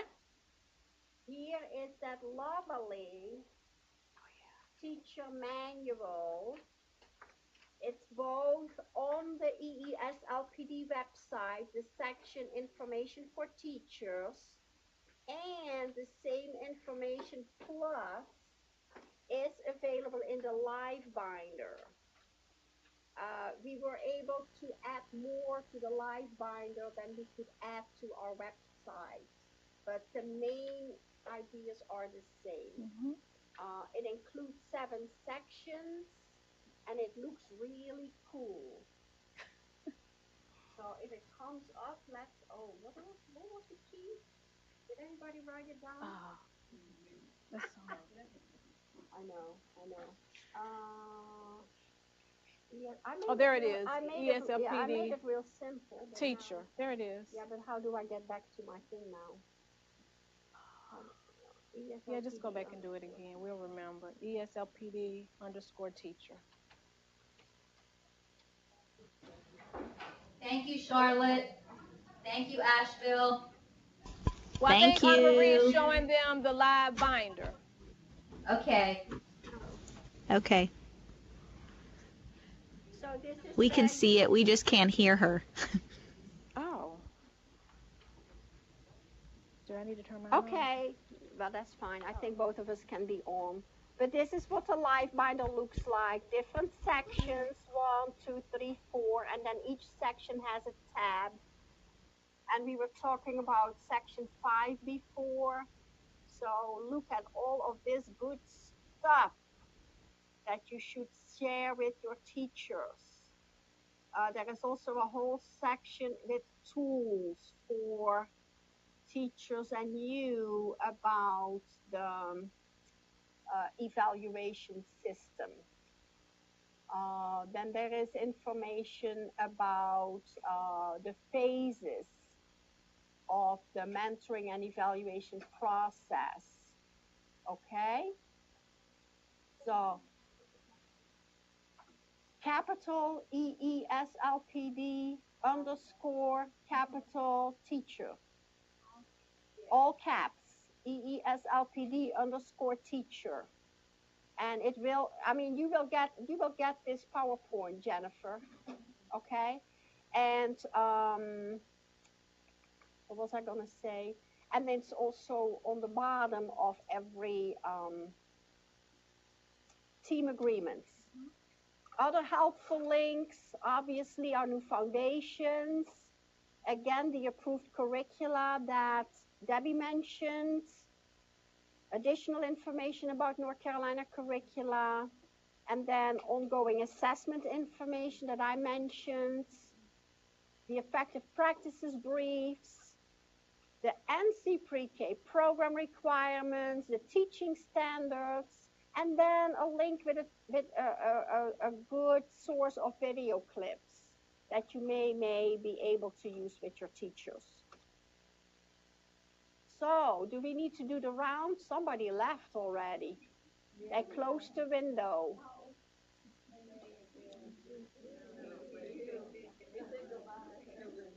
Any questions from Asheville?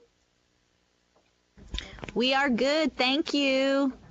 Thank you. Kyle, could you please scan your attendance roster with signatures and email that to me and Sharon? Will do. Thank you. Debbie, Thank you. ECU, any questions? No, we're good, Anna Marie. Thank you. It was great. All right. Have a wonderful weekend, everyone, and be safe. Bye. Bye. Bye-bye.